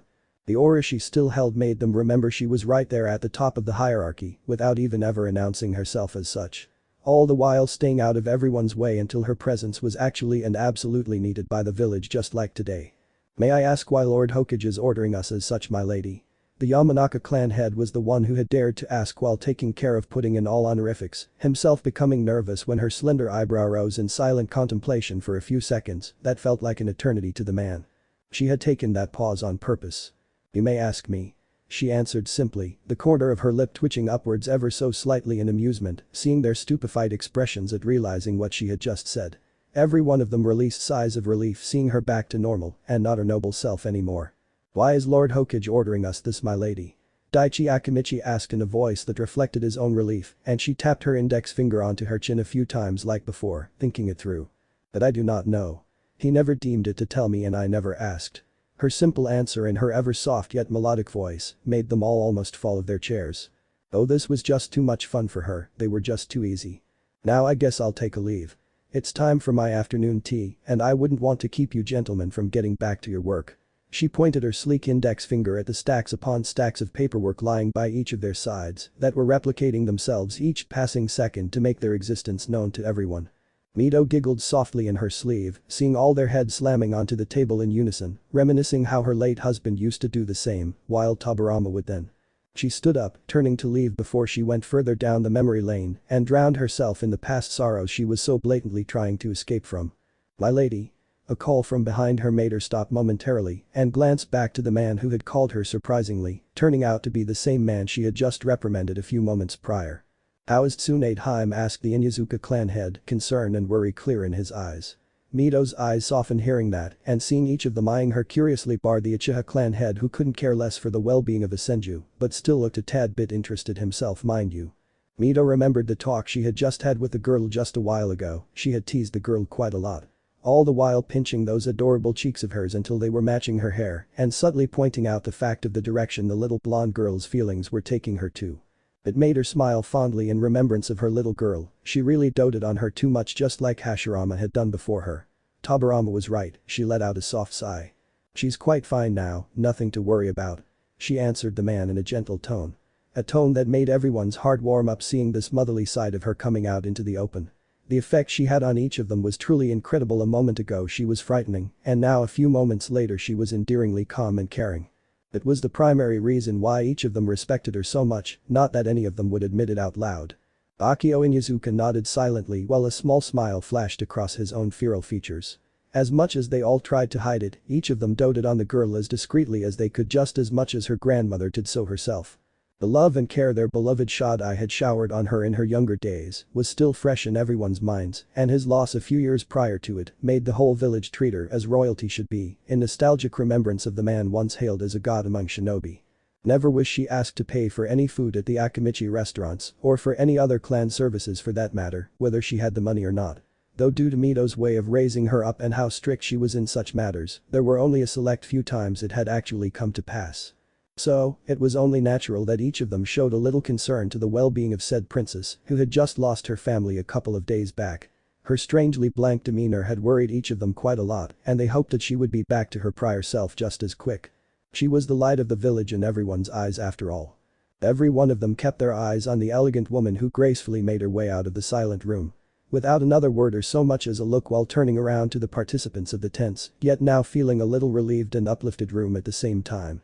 They really did wish she passed on parts of her same visage and noble character to her beloved granddaughter that she know everyone adored so damn much. Well, once more NXSE became the moderator to break everyone out of their stupor as always. "You heard the troublesome woman, let's get this over with." He drawled out in his usual laid-back demeanor returning full force and each of them smiled with silent nods of agreement. "Yeah, I don't look forward to another reprimanding," muttered the Inyazuka clan head under his breath. Not realizing he had said it out loud until he heard a round of chuckles from everyone beside him and chuckled in humor himself while throwing himself into the work that was still piling on silently by their sides, probing to almost bury them in it if they ignored it anymore. Needless to say, while none of them realized what Tobirama had actually done by twisting the truth was pointing all of the said blame onto two loyal cloud shinobi and actually proving them to be traitors by fueling the fire in their hearts when the leaf would return an intact yet mangled corpse of their beloved Reikage back safely without any resistance whatsoever. All the while, the leaf would cleanse its own hands off the blame at least in public and for the time being until further phases of the Stone Cold Senju's plans came to fruition later on down the line, there would be nothing the cloud could do lest they ruin their image in front of the whole world. Anyone would argue the point that turning a village against its own shinobi who were still loyal it was completely unethical. But that was just how Tobirama Senju was, uncaring of anyone's personal feelings. Cold, calculative, cunning, and a man who would do just about anything to see a situation as per he needed or more like wanted to manipulate it as per his will. He was just that kind of a man. He was a true shinobi. Konoha training fields. "Go on Naruto, kick that bastard's ass," the colorfully lewd yet joyful cheer of an unexpected yet welcome spectator cheered on the two boys who now stood in the middle of a lush green and lively training field. Jiraiya let out a loud whistle, not looking to give up the chance to see his uptight teammates' ass being kicked untimely, and regretful loss was more like it to be put explicitly. "How are we going to do this?" asked Naruto, hand still tucked in his pocket while he tried to pry off his flailing long locks from in front of his eyes without needing to put his hands to use unless he absolutely needed to. He wasn't lazy, mind you, he was merely well efficient. Yeah, that was it. No ninjutsu, killing or crippling blows. Anything, bar maiming and lethal or fatal blows goes. Orochimaru asked more than stated and got a nonchalant shrug from his opponent, who could see no issues with said rules.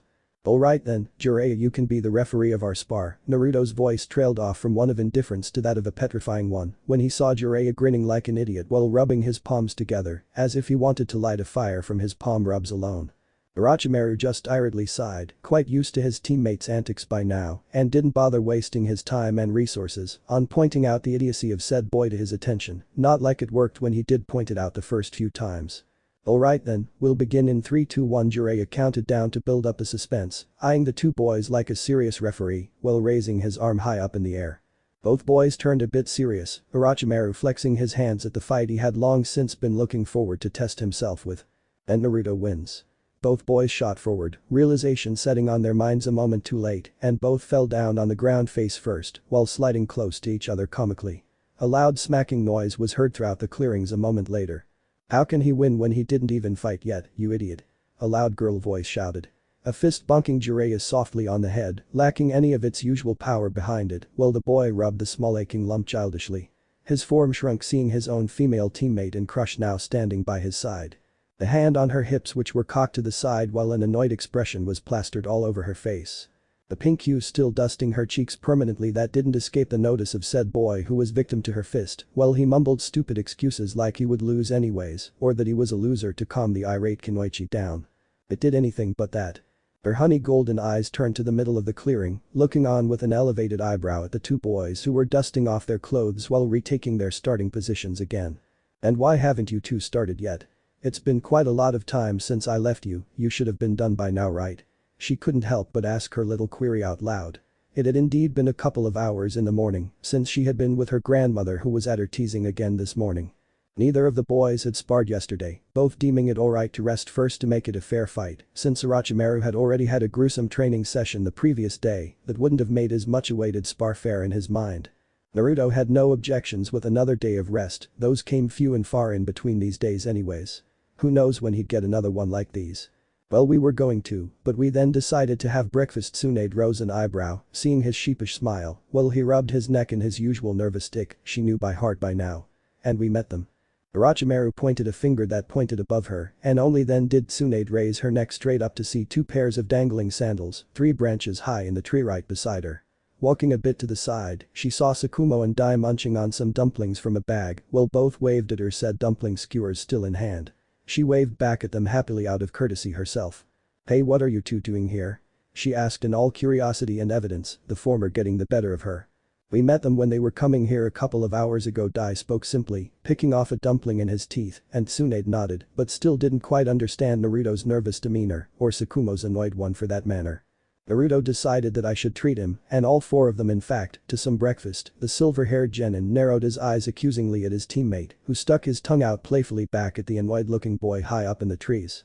At Tsunade's curious eyes turning to him for an explanation, said blonde boy decided to give her his part too. I am out of money was his simple response, and Sakumo's further dangerously narrowing of eyes made Naruto look at him in defiance, as comical as it made the situation to Tsunade. She stayed silent to watch how it unfolded even further. And my money is for free, right? Sakumo asked back, lacking anything but some playful anger that only Tsunade could tell after all the years she had spent with the two, apart from Naruto being the third wheel in their little friend cart. Hey, you're rich. Stop being so cheap. Naruto pointed an accusing finger at the boy, who bristled angrily on the branch he sat atop on. Naruto knew very well what was coming in a few moments though, and he absolutely loved that part.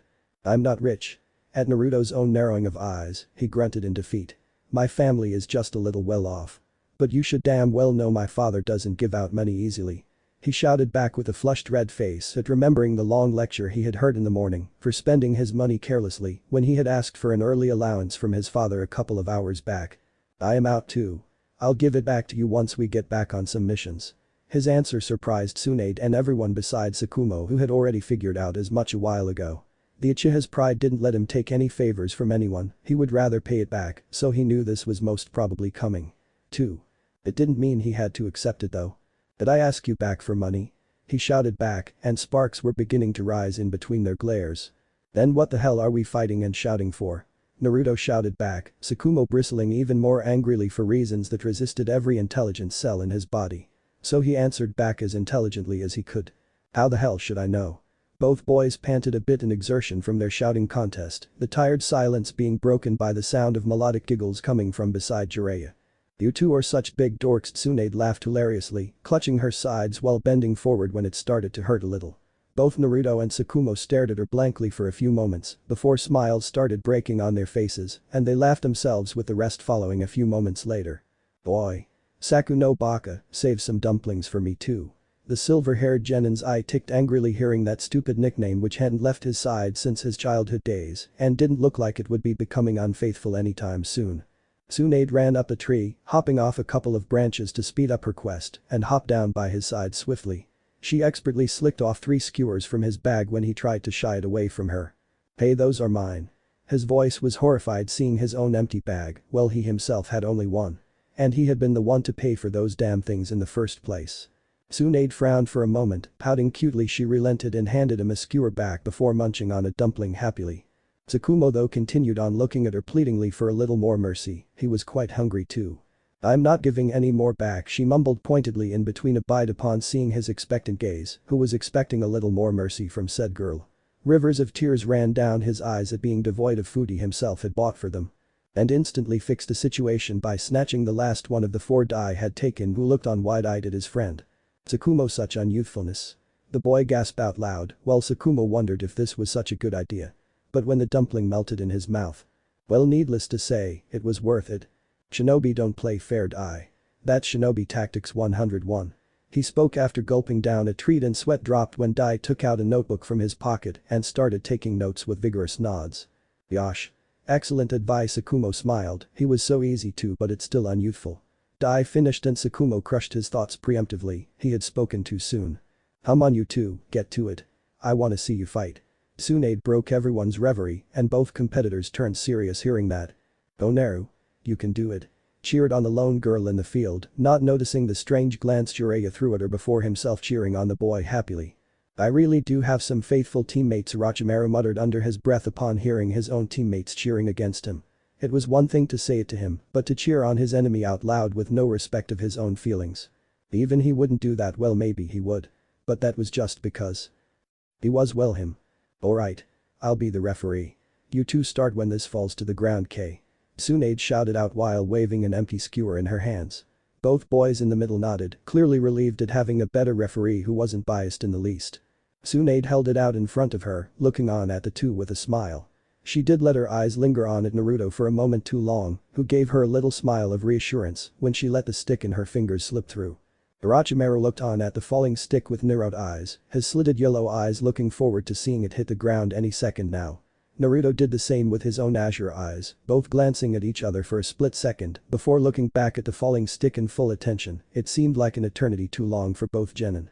As soon as the stick hit the ground, Naruto's eyes bled crimson while he was off in a blur, leaving a wake of dust behind him. Orochimaru had already expected him to make the first move after hearing from Tsunade countless times how offensive her best friend was when it came to combat. Though he was still shocked to say the least when Naruto was onto his back in almost no time, high up in the air. The blonde pivoted himself in a horizontal circular arc while letting his heel go for the back of Orochimaru's head. Just like the blonde had expected though, Orochimaru ducked. But the point being, Naruto had already expected it. Uchiha curled up into a ball, still in midair, he rotated his body like a wheel going forward and let his left leg out so that his opponent had no chance whatsoever of dodging or even expecting it. Each of the spectators cringed when a sickening crunch rang in the silent midst of the nature surrounding them. As soon as Naruto's left heel made contact with Orochimaru's back, the snake-eyed boy gasped. His eyes turning wide while he was crushed straight onto the ground, face first, with a slam that with the brute force that Naruto had conjured up thanks to his aerial maneuver, was a really loud one. Whoa. Jiraiya murmured in awe. He had never even thought such a flexible maneuver possible to be performed in such a split second be possible, but here he was witnessing it firsthand. He was sure his eyes and mind would be spinning after that alone, had he been the one performing it. But he was left flabbergasted when Naruto started backflipping away from Orochimaru's prone form in complete and total control. The blonde stopped in a slight skid, on his knees he looked up at Orochimaru still in complete control of his senses. Orochimaru, as Naruto had expected from the strange sensation that he had felt as soon as his heel had made contact, dissolved into a pile of mud. That was a great substitution. Naruto praised his opponent out loud. It truly was remarkable he had the presence of mind to substitute. So as to evade any surprising follow-ups from his vulnerable blind spot, even if he hadn't expected one such as this in the first place. His caution had saved him from an ending blow only a minute into the spar. He's good, he thought inwardly, standing up and dusting his palms off the dirt while looking around the empty clearing cautiously. He had wanted to get this over with quickly, but another part of him wanted it to last longer. The inner part of his that craved for the thrill of combat. The ground underneath him started becoming soft, alarms went off in his mind, and he jumped up, for which he was glad for a moment later. The whole ground underneath where he had been standing a few moments prior turned into a small river of mud, one that would have immobilized him and would do so a moment later if he didn't do anything soon. Quick as a wink, his hands blurred through lightning-fast hand seals that were too hard for anyone to follow. His index finger and thumb curled up in front of his lips for the jutsu that quite frankly had become almost instinctual to him. "Higher style, Grand Fireball Jutsu," he exclaimed. Breathing in a huge amount of air, he blew out a huge ball of inferno to scorch all the mud underneath his feet. The flames hit the swamp dead on target. The mud, letting out a hiss of steam, hardened down the ground almost instantaneously. On top of which, Naruto landed a second later and instantly was on guard, seeing all the steam now covering him. "I guess they forgot about the no ninjutsu part," I pointed out. Sakumo bobbed his head up and down in agreement with his teammate's words. But it was just like Naruto to not even care for rules. He had seen that small smirk of pure joy on his face right before that opening fire jutsu came from the Uchiha. The boy was enjoying it to the fullest and couldn't care less about rules right now, he mused, though couldn't help the smile that broke on his lips within himself. The two boys on the branch looked by their side only to see Tsunade looking on with narrowed eyes into the steam to see any signs of the fight. And both smiled, seeing her far too engrossed in spectating to care about the world around her right now. They were of the same mind as her a moment later. Naruto's ears picked up on the small buzzing sound by his left, while his eyes caught onto the subtle shift in steam from said direction and plucked his hands into his leg holster almost involuntarily off his instincts. Throwing out some deadly metal stars with an expertly executed flick of his wrists that would have made any shinobi proud. His shuriken met the incoming ones with accuracy that wasn't humanly possible in this hindsight to most shinobi many years his senior. But he wasn't an Uchiha for nothing. Though, much to his surprise, he didn't hear any metallic clangs as he should have. That did confuse him quite a bit as his aim was as immaculate as they came, so he had aimed his shurikens with the utmost perfection. Then how the hell? His sharingan did catch onto the slight glowing objects heading straight for him. The glow wasn't perfectly blue, which meant shit. Only by a hair's margin did he dodge the shurikens heading straight for his right arm. Even after dodging it completely, and he was damn sure he had dodged it cleanly, his right bicep received a deep slash. "This damn steam is annoying me now." The Uchiha glowered inwardly. His opponent wasn't the only one who knew wind release. His hands clasped themselves in the bird's seal. Letting his chakra coat him, he let it burst out a moment later after mixing it with said element to make a huge gust of wind go off all around him. Nothing much, not that he needed as much right now. But it did blow away the steam surrounding them completely. Naruto looked on in front of him, clutching his right bicep that bled profusely and stained his right sleeve scarlet as tightly as he could. Only to see Orochimaru smirking ever so slightly in triumph. The boy had after all landed the first blow. "Should we stop now?" Orochimaru asked, his voice containing more of a taunt than worry, and Naruto's crimson eyes narrowed in on him dangerously. Was he mocking him? Him? The tomos in his crimson eyes spun at dazzling speeds, almost blurring out of existence into a black circle. His sharingan shone bloody crimson even more brightly than before. Almost in a predatory manner when he fed it the required potent chakra he had been accumulating for a while now, concentrating it all behind the largely developed chakra coils right behind the retina of his eyes. "Oh boy," I whispered, already knowing what was coming. "He shouldn't have taunted him," Sakumo murmured in continuation of his words and started concentrating on his dumpling instead of the fight. Jiraiya though looked up quite confused seeing their disinterested faces. It was almost as if they believed it was. "It's over." Tsunade finished his musings out loud, hopping down from her branch to stand by his side. Jiraiya looked on at her with a look that screamed stupid, not that she paid any attention to him. Jiraiya saw her looking intently at Naruto's back. More specifically his bleeding arm that the Uchiha had clutched with his other palm to reduce the blood loss as much as he could, and Jiraiya couldn't quite understand what was going on after this point in the spar. He did see Orochimaru's eyes going wide, and Jiraiya grew even more confused when Orochimaru started swatting away his hands all around him, at nothing in particular. "Boy. Orochi, what hell are you hitting at?" Jiraiya asked the mentally retarded looking boy, who continued on his stupid looking act of flatting away something they couldn't quite see, but he certainly could. A few seconds later, Jiraiya saw his eyes become glazed before he was falling down sideways like a fallen sack of potatoes. As soon as he hit the ground, Dai had caught him in a flash of green to avoid his face hitting the ground, while Tsunade ran to Naruto's side hurriedly. The Uchiha in question let out a tired sigh and shook his head, it had taken quite a toll on him. He could already feel the splitting headache striking in, Genjutsu could be such a pain. He opened his eyes in a snap, feeling two palms covering his temples when he felt a soothing feeling wash all over him. His vision focused in, only to gaze into the ever-worried golden orbs he had seen quite a few times now in his life now. It was a worried Tsunade. "What did you show him?" she asked softly, letting a little of her chakra into his head to soothe his chronic headache. "Nothing too much, just some butterflies that showered him their poisonous sleeping pores to knock him unconscious," he muttered, each word causing him to wince with a splitting pulse in his head. Tsunade massaged his temples in soothing circles, letting her medical chakra doing its work to soothe his pain, and smiled softly seeing him enjoying it quite a bit with a content smile flashing over his lips. It must have been that B-ranked one he had been tinkering with over the past month, she mused silently and dropped her technique. He could have made it a lot painful though, she knew that much, just a little tinkering here and there, and she knew those butterflies could have been anything else. Anything painful. She giggled though, seeing his annoyed frown at feeling that amazing relief not being there anymore when she let her medical chakra drop from her palms. "I have to take care of that too, you reckless idiot." She scolded him sternly while swatting his palm away from the bleeding wound. The boy shrunk down slightly seeing her angry face and didn't say anything more so as to not aggravate her any more than he already might have. And let her work her magic on it. "What the hell happened to him?" Jiraiya finally asked, seeing Sakumo putting two fingers on the slumped boy's forehead while holding a half-ram seal with his free hand to jolt the boy awake with a small pulse of his own chakra. "I put him under a Genjutsu to knock him out," Naruto spoke with a wince when Tsunade put some drops of an orange liquid on his wound before tucking back the glass vial in her hip pouch and putting some cotton over the disinfected gash. She applied some pressure onto it to make the bleeding halt forcefully and took out a roll of bandage before wrapping it all around his arm in tight circles, purposefully tightening it each time to see him cringe in pain. "Kuzo. Be gentle."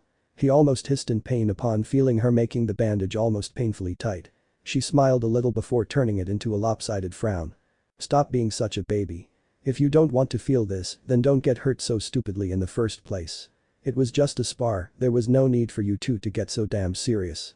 She chortled him down furiously, putting the final knot down on the bandage and cheekily smiled seeing him not in defeat.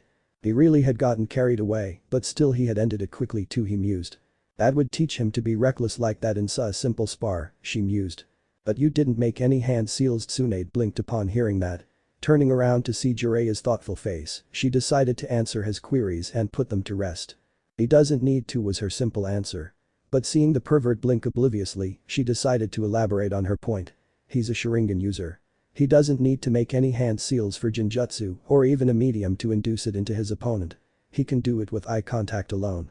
It was over the moment Itachi looked him in the eye. She explained with a sagely nod, feeling quite intelligent all of a sudden.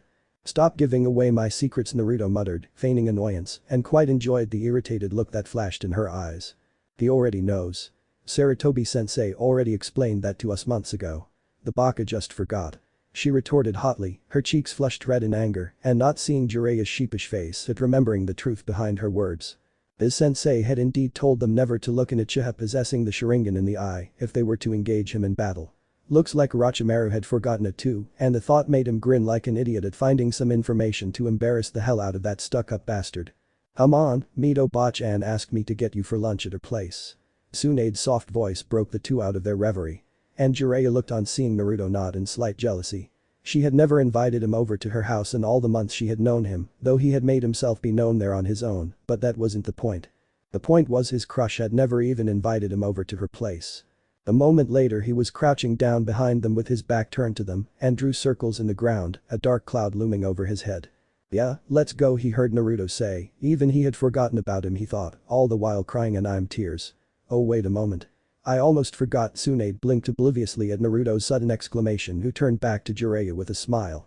"Jiraiya," said boy perking up hearing his name and snapped his neck back happily. He was already suo accepting the invitation. "I'm coming though." What he didn't expect Naruto to be right in front of him. In mid-air to be more specific, while pivoting his heel down towards his face in a horizontal arc like he had done for Orochimaru. Though unlike Orochimaru, Jiraiya wasn't aware enough to dodge. And it made contact with a sickening crunch while the white-haired boy was launched to the side in a small dust heap. He could see stars in his head and most probably had a swollen jaw if he was lucky, that is, if he wasn't so lucky it was most likely a dislocated one, which it felt like it was. What the hell had he done to deserve that? He was completely innocent. Don't peep on Tsunade again. Scratch that, he had deserved that one. Tsunade though had turned slightly pink hearing that and quickly made her way near Naruto's back. She fisted the back of his shirt in her palms and leaned her lips close to his ear out of pure embarrassment. He was such an idiot. You didn't have to do that. Was her soft whisper, it was so embarrassing. If her grandmother got so much as a hint of this. Oh Kami, she shuddered to think of the endless teasing she would be open to. I know, but I wanted to do that. Was his simple reply before he was walking out the field and towards the Uzumaki clan compounds in his usual lazy stride. As if nothing had occurred in the first place. Tsunade kneeled down in front of the painfully moaning boy on the ground. As much of a pervert he was, she still pitied him. That looked like it had hurt. Her hands clasped his cheeks in her palms, letting her medical chakra to do what she could for momentarily soothing his pain. A small gasp escaped her lips realizing it was dislocated, and she shook the dizzy boy roughly to snap him awake. Come on, you can come to Bachan's house. We'll have some lunch and she'll heal you too. She muttered worriedly, turning quite confused when she saw a flash of horror on his face, as if he had just seen a ghost. Was she really so frightening? Jiraiya's train of thoughts were a lot different than hers. If the ever calm, lazy and peaceful Uchiha had reacted that way for his actions that were committed the previous morning, then the stern, strict and stuck-up woman he had met earlier, the same one who quite enjoyed pulling and twisting his ear, if she were to become aware of his exploits. He gulped thickly and shuddered. Just imagining what an overprotective grandmother would do to him scared him completely out of his wits, and he shook his head violently, which as much as it hurt, would be nothing compared to what he would have to endure if she got her hands on him. I'll pass. His words and voice were strangely muffled, courtesy of his aching jaw, and Tsunade blinked innocently. She was about to retort a negative when Jiraiya nudged her back gently to make her get on her way. You go on, I'll go to the hospital with Orochimaru, he got out with a cringe in his same slurry voice, baffling the girl even further. But she knew better than to push on someone's boundaries when she knew she was being sent away, so she simply nodded her affirmative. Alright, but you go to the hospital quickly, Kay. She asked him in a worried voice, one that warmed his heart that she cared. He bobbed his head up and down happily. Not all was bad at least, he recited and almost danced inwardly. Jiraiya watched on longingly as the girl ran back with a slight hop to her feet to fall back at Naruto's side, who was walking slowly so she could catch up to him. And both started a hushed whispering conversation with each other that he couldn't quite hear. Though, her ever-soft giggles made his heart flutter and he was content on watching her chirpy face until she was out of his eyesight and looked back at a now awake Orochimaru with a pained smile. Letting his feet make his way to the snake-eyed boy, he decided to let him be his escort so he could fill in those Kami annoying forms at the hospital that irritated him to no ends. Though he was a bit confused at Orochimaru's own eyes containing a glint he hadn't seen ever before in those amber eyes in all the time he had known him for. The look of longing and pure curiosity. Next morning. A few miles outside the village walls. You know, I think we weren't on our best behavior back there. Ai's murmur was the only voice that broke the serene and calm silence in the thick foliage surrounding and hiding the most revered of the 5 great shinobi villages. Really, Sakumo's voice was lacing with sarcasm, almost dripping with it, something that their green spandex-wearing teammate didn't quite pick up on as was usual. Yeah, I mean back there, Sakumo sighed, hearing on about his youthful teammate, pointing out and rambling about the things he had remembered from a couple hours back in the morning. Naruto decided to be the intelligent one and smartly stayed out of Dai's way lest he came under Dai's radar and became his primary point of focus. Something that he was quite glad to let his silver-haired friend deal with. Because he for one most definitely could not handle his over-enthusiastic and youthful friend as well as Sakumo could. Or so he told himself. A few hours earlier. Hanahagakure no Sado. Hokage Tower. Council Chambers. Squad 6. Everything from the most basic of tasks to the most complex of political matters were being handled by the council right now, missions assignments included. So, here we are. Squad 6, with Hiruzen in the lead and his 3 genins following him in the huge council chambers to get their first dose of the outside world in what had been a quiet downtime for almost the whole village. But quiet and silence could only last for so long, especially for a hidden village that is. The unmistakable smile upon seeing the son of the highly respected Sarutobi clan head caused many faces to brighten up considerably. But what caused a complete change of hearts in the primarily dense environment were the genins stalking behind him, more specifically, the Senju heiress assigned to him this time. Her little smile and complete return of life in her eyes was the primary source of relief in almost all of them. Even the ever-stoic Hyuga couldn't help but smirk ever so slightly seeing their beloved princess back to her usual fervor, raring to go and take on some missions. Squad 6 reporting for missions. Hiruzen decided to get the formalities started upon seeing the eerie silence that had befallen the room upon their entry. It did achieve what he had wanted though, and it did serve to break them out of their stupors. Yes, of course. But isn't it a bit too early to throw them out in the field, Sarutobi-san? The question did cause Hiruzen to blink in a manner of complete and utter disbelief. Well, this was a first. Though, it only took a moment for him to catch on to the slight nudge they all were pointing at behind him to his lone kunoichi, to which he instantly downed their offer with a negative shake of his head. It was Tsunade's mental health they were worried about, he concluded. They are quite ready, the mission if you would please. He asked curtly. His tone was such that it reminded them his patience were running thin. It was one thing to care about a certain shinobi or a clan heiress, but to outright show favoritism. Aburama would certainly have a field day with these buffoons if he so much as got a win to this, be it his own grandniece or otherwise. But that was a matter for another day, for today he wanted a mission. Of course, just checking his statement was waved off dismissively by the council, as if it weren't even a valid thing to be annoyed about. That did cause his eyebrows to knit together in subtle irritation, but he remained calm. They were the council, and in charge of almost everything right now, that is, he reminded himself. They're the whole lot of Squad 6 perked up hearing that. Finally, each of them whispered in relief. A B-rank assignment. You will be assigned to escort our client to his hometown, the fire capital. It should serve to be a suitable mission for this squad given the circumstances. Hiruzen's gruff eyebrow raised in a manner that showed his surprise. He certainly did have the experience to gauge a mission such as this for what it truly was. Quite clearly, in fact, if those non-subtle hints in the council's voice were any indications. It was supposedly a C-rank mission, only bumped up in rank due to their client status. If his end destination was anything to go by, it certainly did seem that way in his mind for all the good reasons. But he begrudgingly nodded in acceptance. If anything, it would serve to be a good comeback mission for his team after the vacation, a nice little mission to get them back into their gears. So, all was well and good when he took the scroll from the assigning Chunin and started making his way out of the chambers, his subordinates in tow. Squad 7. This shout made Tsunade and much more surprisingly Hiruzen to almost skip a step. As far as he remembered, his father was still comatose in the hospital ward. And if memory served him right, Squad 7 was assigned to the downed man. Squad 7 reporting for missions. It was Sakumo's voice that cut through the small lapse of silence surrounding the chambers. All the scribbling and whispering ceased as three silhouettes made their way into the middle. "Dear sensei?" the Chunin asked, lacking any sort of warmth or interest he had shown mere moments ago for the previous squad. In fact, if one were to look closely, all the light-hearted feeling had left the confines of the huge chambers. The only feeling left was one of cold indifference, pointed specifically to the blonde-haired azure-eyed boy standing in the middle of the trio, whose usual lazy smirk plastered over his face spoke volumes of the interest he had in what they thought of him. Which was practically nothing whatsoever. "He's out of commission due to medical reasons, but we three are fine." Sakumo decided to be the one to do all the talking. Naruto was just too lazy when it came to these matters, and Dai was. Well, he was Dai. Let's just leave it at that. The Chunin at the front desk, clad right in front of the circular table hogged down by members of the Shinobi Council all included, outright frowned. Focusing a mild glare on the blonde, the Chunin narrowed his eyes at the three inquisitively. All in an attempt to make himself seem a bit more intimidating so as to daunt his authority over them. It did anything but that. Sakumo was completely indifferent to it, as was shown by his bored face. Dai was scribbling down something furiously in his notepad, something so furiously that made it seem his pencil was on the verge of igniting the thing into flames. And Naruto, oh Naruto. He was the most interesting and unpredictable of the bunch. His reaction to their hostile intentions made each and every member, bar the members of Squad 6 behind them, bristle in anger and pure contempt. Each of them squirmed around, looking to tear apart a new one to the brat who actually had the gall to yawn softly in front of them. He looked the most bored out of them all, and quite frankly he was. These glares and little snide remarks were almost completely immune to him now. It had been far too long, and they weren't quite inventive enough for him to pay heed to these stupid actions anymore. He wasn't 5 anymore. Not that they mattered anything to anyone anyways. The mission. Sakumo drawled out indifferently, bonking Dai when he whispered something into his ear.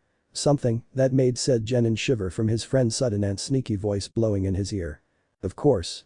The Chunin almost growled out, looking through the piles upon piles of scrolls, building up ones that had yet to be assigned to the numerous teams free for taking them. Alright, anything for these three Genins without a Jounin sensei. The Chunin on the front desk rummaged in the scroll holder placed upon his desk. And his eyes stopped onto one particular scroll, one that made him stop instantly, almost abruptly upon it. Every council member, too interested in this particular assignment, narrowed their own eyes at that particular scroll, which had gone through each and every one of their hands first for classification, and they all smirked in unison. It was perfect. Many nods were given to the assigning Chunin, who had the decency to look at them for permission. And he nodded back at them before turning to the waiting team in front of him. Quite surprisingly, in a sudden turn of emotions, he smiled warmly at the three. Squad 7 will be going for a C rank assignment. Sakuma rose an eyebrow at the sudden change. Even Naruto's lone eye glancing at the Chunin sideways had narrowed slightly at the strange occurrence. It was just odd.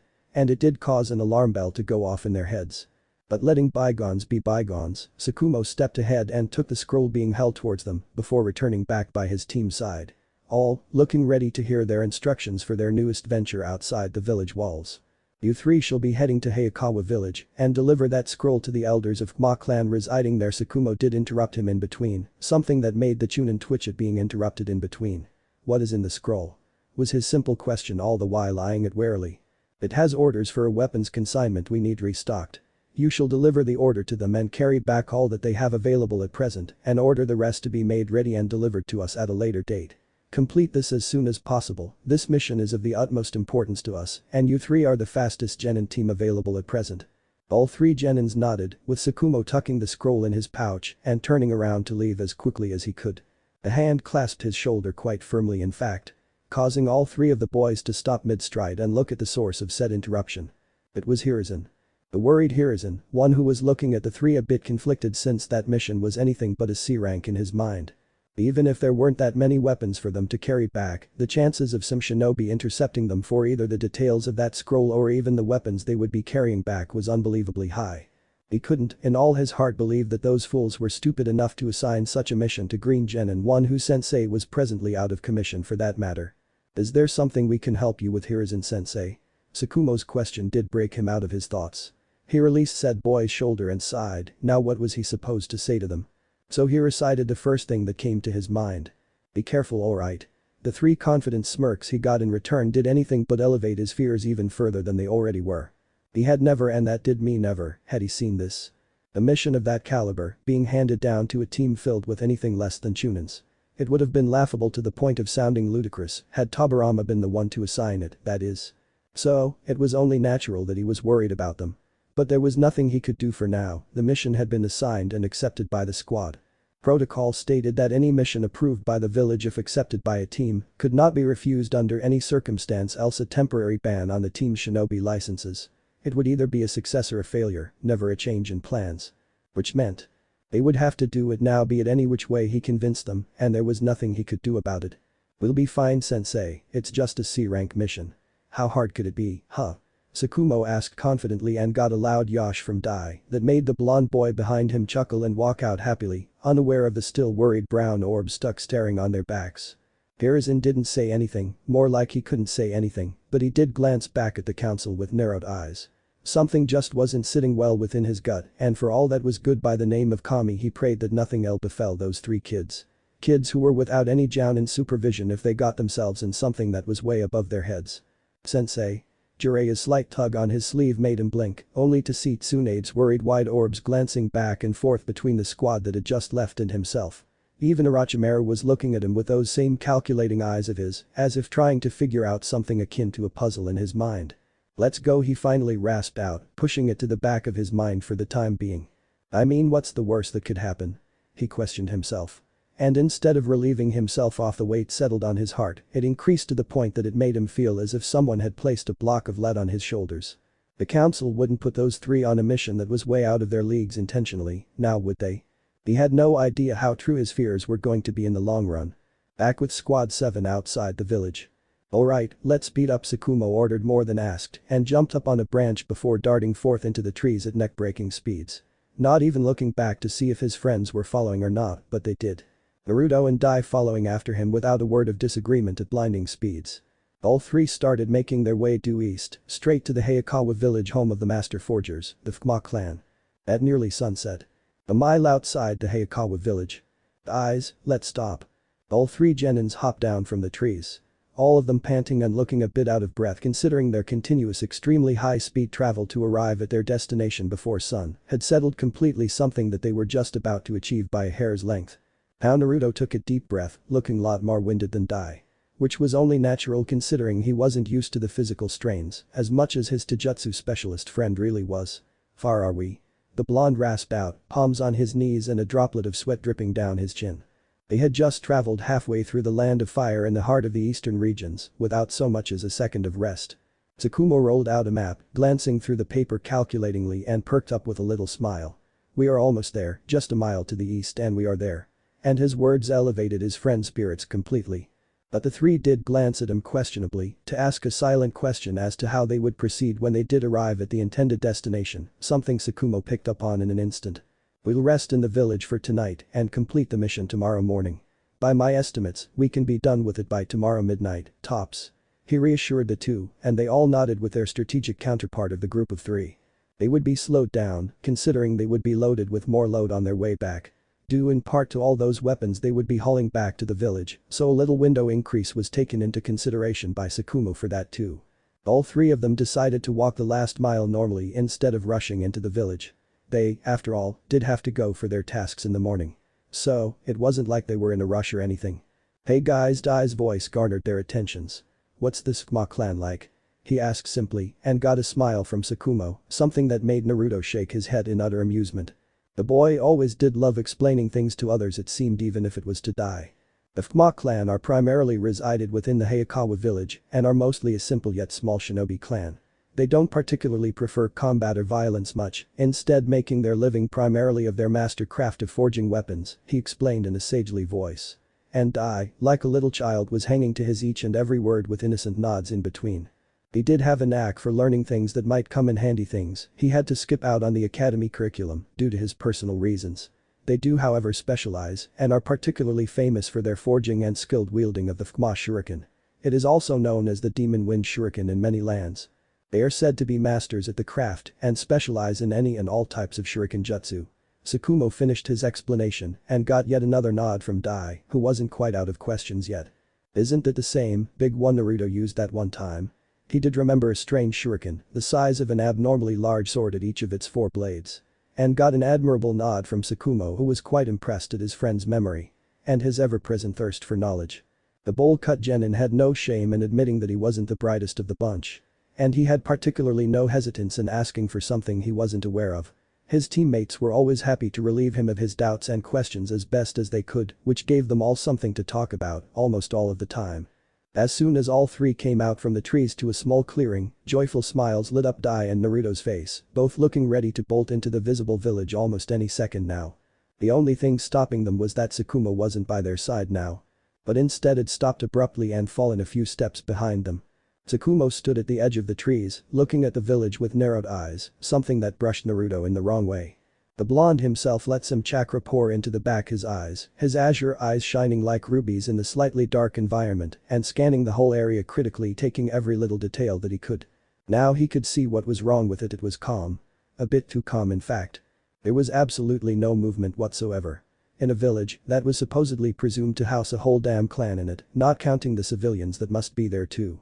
Almost no lights were lit up right now, which meant that darkness had started taking over almost completely as the day shaded into night each passing moment. But Tsukumo had another sharp sense at work that alerted him of way more prudent information than his sharingan-wielding friend ever could hope to achieve in the current situation. He had a keen sense of smell, developed through years of training. And it was picking up on a scent, a faint one that was littering the surrounding atmosphere almost completely. It was too faint to be noticed by anyone not really looking out for something, but it was still, nonetheless there. A faint scent that made almost every hair on his body stand up on alert. A subtle smell of iron loomed over the surrounding air, clouding it in a menacing embrace within the darkness of the night. Meanwhile, a few hours prior. Back with Squad 6. Hiruzen's offhanded hum showed just how disinterested he was in the current situation. Who are we escorting?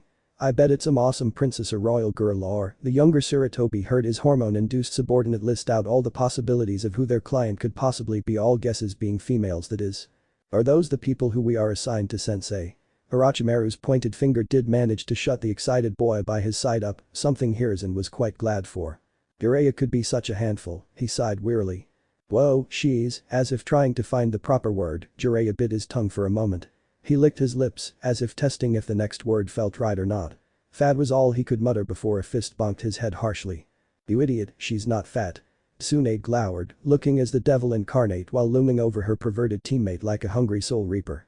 Then what the hell do you think that large bump on her belly is supposed to mean? He half growled, half shouted back at her. Tsunade glared right back, meeting his glare with one of her own fiery ones. She's pregnant, you baka. Just like that, Jiraiya's next words died down within his throat. Now that he looked closely, she was quite slim with just her stomach bumping out. But still. How would you know? He asked suspiciously. Though he had to rub another lump when he was bonked yet again, on top of the first one. Courtesy of an irate Kunoichi who looked as irritated as they came right now. Because I've read dozens of medical books and scrolls. And that is not counting how many times I've been to the hospital with Bachan. She fired hotly, the boy in front of her still not looking quite convinced. So she decided to let him see a bit more reason from her perspective. Plus, I'm a girl. We can tell stuff like that. She mumbled to convince him, though why she needed to do that was frankly above her. But she did, that was all there was to it. The irate Jiraiya's snort actually made her snap her attention and her neck back to him with narrowed eyes. Orochimaru went on to stop their little bout, already knowing what his oblivious friend was going to let loose from his mouth next. And to be honest, he wasn't quite fond of what followed after that. But alas, he was too late this time. With how flat you are, it does make me suspicious of your gender. Even Hiruzen had the sense to slap his palm over his face when he saw Tsunade's face go almost beet red from pure fury. Why you thrice damned perverted excuse of a life form. She glowered down onto him while raising up her sleeves to teach him a lesson. Only for Hiruzen to stop her dead in her tracks before she let her wrath loose over the slightly cowering boy. We are in front of our clients now. Show some restraints, you two, the jounin in the group sighed tiredly when the two glared at each other and turned away in unison with a pointed huff, none too wise to notice the woman's amused smile on seeing the two's energetic argument come to an abrupt end due to her sudden presence. How long do you have? Tsunade's ever-curious voice made Jiraiya glance back with a lone half-lidded eye to see her standing a bit away from him, something he was relieved about. The enthusiastic Kunoichi was apparently talking to their client, who was rubbing her bump belly with a fond smile while she prepared to answer the chirpy girl in front of her. I'm due in 2 weeks, that's why we are returning home. The white-haired boy did seem genuinely curious seeing Tsunade's star-struck eyes, as if she had found Kami's gift to man. He couldn't quite understand her excitement or the source of it, that is. The woman was pregnant, which meant she was fat. What was there to be happy about? It was such a waste of beauty in his eyes. Once more, Hiruzen proudly smiled seeing his star pupil picking up on the slightest of details almost instantly. The woman gave him another gentle smile, and this time Jiraiya took the time to gather what she looked like. Apart from that simple blue maternity gown she wore, the woman had shoulder-length brown hair and matching brown eyes. Nothing exotic, but a plain simple civilian woman that would have been quite the eye-catcher had she not been pregnant, that is at least to Jiraiya. Yes, my husband is waiting at the gates of the capital with a couple of our servants. We've hired some men to carry me in a small litter carriage, since I cannot walk too much, given my condition. Orochimaru nodded seeing her point and her condition. The fact that she was walking all by herself showed just how independent the woman must be, at least to the snake-eyed boy that is. So, is it a boy or a girl? Tsunade started asking questions upon questions in rapid fire, prompting quite a few laughs from the lady who was quite glad to answer the chirpy girl. What is she so happy about? Jiraiya huffed, not quite understanding her excited demeanor in the slightest. A large palm covered the top of his head and ruffled his hair playfully. You really are naive, Jiraiya, but you'll get it one day, Hiruzen answered wisely, following his words with a throaty laugh that leaked out involuntarily upon seeing his genin pout childishly with a slight puff of his cheeks. Jiraiya hated when his sensei treated him like a child, this time being no different. So, Squad 6 began their journey onto the fire capital with a carefree mood surrounding them. Back with Naruto, Tsukumo and Dai. Hey guys, Dai's obliviously innocent remark broke the two stunned boys out of their stupors. What's the matter? We going or not? Naruto was about to answer in a yes when Tsukumo cut him off before he could even open his lips. There's a heavy stench of blood coming from the village. That comment certainly did the trick. Dai along with Naruto looked at him in shock, both opening and closing their mouths with nothing audible coming out of them. Hey, are you sure? Naruto was the first one to make a coherent sentence with a slight stutter, and Tsukumo's nod did anything but to suppress his fears when said genin bobbed his head up and down in affirmative. Yes, Tsukumo's finger raised up in the air to get a feel for the air, and he nodded in confirmation, more so for himself than for his teammates. The air current was downwind, coming towards them from the village. It was the only proper reason why he had caught it even with his sharp sense of smell, while being so far apart from the village. On both Naruto and Tsukumo murmured in unison, though the green boy in the middle blinked seeing them walking in polar opposite directions, one towards the village and the other going away from it completely. Ugh eyes. Dai finally decided to stop them, and it certainly did the trick too. Naruto narrowed his eyes at Tsukumo when he watched Tsukumo's expression of complete disbelief pointed straight at him. You can't be serious. His voice was as incredulous as was his face, and seeing Naruto's firm stance, he stomped down closer to him angrily. Naruto didn't even so much as an eyelash when Tsukumo's finger whizzed past his ear to point at the dark village over his back. That village reeks of blood. There most probably was a massacre, or an invasion, or kami knows what. Seeing Naruto staring at him blankly with his active sharingan made him almost shake in fury. And Kami be kind, he had half a mind to bitch slap his blonde friend senseless until he did regain that less part back from wherever he had lost it. Naruto, he finally growled out, it was almost stupid. No, that wasn't it, it was downright suicidal. That village reeks of blood, you get me blood. He quoted the word with his fingers to emphasize that point, but the blonde merely crossed his arms with a little nod to show he was listening. And the stench is still fresh, which means the people who must have done the deed are most probably in the village too. He reasoned with the thrice damned wholeheartedly stubborn Uchiha. But that same damned pride of his would just not budge, not today, not ever. Naruto slid Tsukumo's palms that he was shaking his shoulders with off of him. And started making his way to the village that was emitting an ominous aura of pure death from it. What the hell are you trying to prove? Tsukumo almost snarled, pulling back his arm harshly, only to see Naruto's own stern eyes staring at him intently now. Let go. It was barely above a whisper, but Tsukumo glanced down to see he had caught his collar in a burst of anger and let it free, albeit a bit reluctantly. Naruto, why do you want to go? Dai asked as calmly as he could, looking the most sensible and reasonable of the bunch right now. As much as he trusted Tsukumo's intellect and the boy's honed analytic abilities, he trusted Naruto's instincts a lot more. Tsukumo was always their mind, but Naruto was the heart of this team. And he had been in a couple of situations such as this before, where as reckless as the blonde was, his way always pulled through. Though his sore body and injuries the next day were a different matter altogether. And it was almost funny that in times like these, when his always calm teammates were angry, he was always the moderator and intelligent one. Just like today. If there can be the people who caused the kills in there, Tsukumo's intensifying glare was completely ignored by Naruto, who was staring straight at Dai right now. Then there can also be people of the clan and their village. Survivors, people who might need our help. His statement was once more interrupted by the same boy who was getting even more restless by the minute. The Uchiha was spouting off nonsense in his eyes right now. That is not our mission, Naruto, Tsukumo hissed in a retort. Had his friend truly lost it? To walk in a den full of tigers with no idea of how many lay in there, waiting for their chance to pounce on them with no mind of their own lives. It's the right thing to do. They're our allies, and they need our help. Naruto retorted flatly, and Dai palmed his face seeing the oncoming argument that he had hoped to defuse, firing up once more in all its glory. We are shinobi, you idiot. Don't you remember what sensei told us back then during our first real mission? Alliances are just that, mere pieces of papers and words. He snarled and Naruto glared right back, matching his best friend's gaze with one of his own fiery ones. I think you don't remember his words clearly, Tsukumo. He also told us that an alliance truly only matters when the allied nations believe in the peace they are trying so hard to show, remember now. The blonde's retorting question made Tsukumo quiver slightly, but for the life of him he couldn't retort back to that. Sasuke had said that, as loath as he was to admit it. But the context was completely different here. Twisted words of their teacher weren't enough to warrant the kind of actions he was willing to take. And Kami, damn it. I'm not going to be a part of it. Tsukumo's words even shocked Dai. The silver-haired genin was absolutely serious. His face and voice alone showed it to them. Tsukumo, what are you saying? Dai's innocent question was cut off by an irate Tsukumo before he could finish it, raising a palm up to shut him up. Stay out of this, Dai. He may be stupid enough to believe in these ideals of peace and put his life on the line, but I'm different. Even Dai had to gulp at the stare-off going on between two of the closest friends he had ever had the pleasure of knowing. Tsukumo's entire life, he had been trained and brought up by his family to be made into a shinobi inclined for a specific field of the shinobi arts. Assassinations. Yes, that was what his family had made a name for itself from. From as far as he could remember, he had always been taught one thing each day, every day by his father. Never walk into a battle you do not know you can win. Or taking on an enemy who is far superior than you is not your way of the shinobi. It was a teaching his family and he himself had lived by to this very day.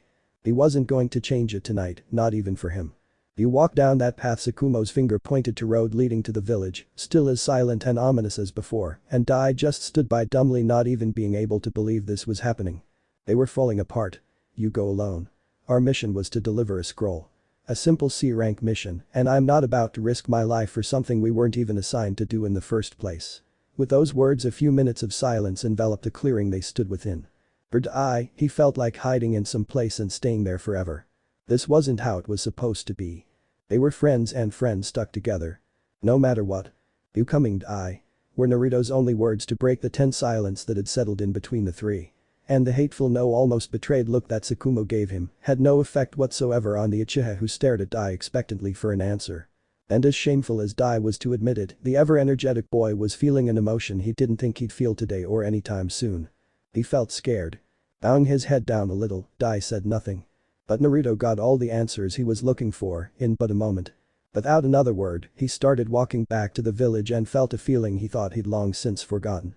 He wanted to turn back and look at them, but he knew it would only serve to make his friends waver in the decision they had made for themselves. He wasn't so foolish as to do that to them for his own selfish reasons. But for all that was holy, he couldn't shake off the feeling bubbling up from deep within his heart. Clenching his fist over the left side of his shirt, the same spot where his heart was supposed to be, he let his inner turmoil overtake him completely. He didn't feel scared, it was just that. He felt so alone. But Tsukumo and Dai. Both boys stood beside each other, watching their friend's flailing white jacket blowing in the wind gently while he walked into the dreaded village, as if nothing in the world could faze him. Tsukumo Dai's whisper was ridden with guilt, but Tsukumo was just staring at Naruto's silhouette with nothing but an emotionless gaze. He wasn't guilty, he wasn't, he told himself. That annoying Uchiha had a tendency to put his life on the line each and every damn time. This wasn't the first time they had argued. Nor was it their most intense argument to date. That had been one he still regretted till this day. For that day, in the heat of the moment, he had said something that still made his heart twist in ways that made him lay restless at nights, eyes devoid of all sleep. I have a family to return to, Naruto, you don't. Not everyone wants to throw away their lives for such foolish reasons. That was something he regretted to this very day. His friend's reaction was just as he had expected, a little flash of pain in his eyes before it was hidden from the world while he simply walked away from him. Let him go, Dai, we don't need to be there to bail him out each time he does something reckless. He's a shinobi now, let him deal with the consequences of his actions. Tsukumo finished with a scoff. And even as dumb as Dai was, he could say he didn't mean those words to come out as harshly as they had.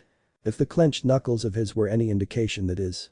We'll wait till dawn for him to return if he doesn't come back by then. No words were uttered any further between the two while they sat under a tree while Dai began starting to work on building up a small place for them to sit in. And play some traps while he was at it. Tsukumo merely perched atop a branch while keeping his eyes peeled on the village that made his spine shiver each time he so much as thought of entering it. Back with Squad 6. How long till we get there, sensei?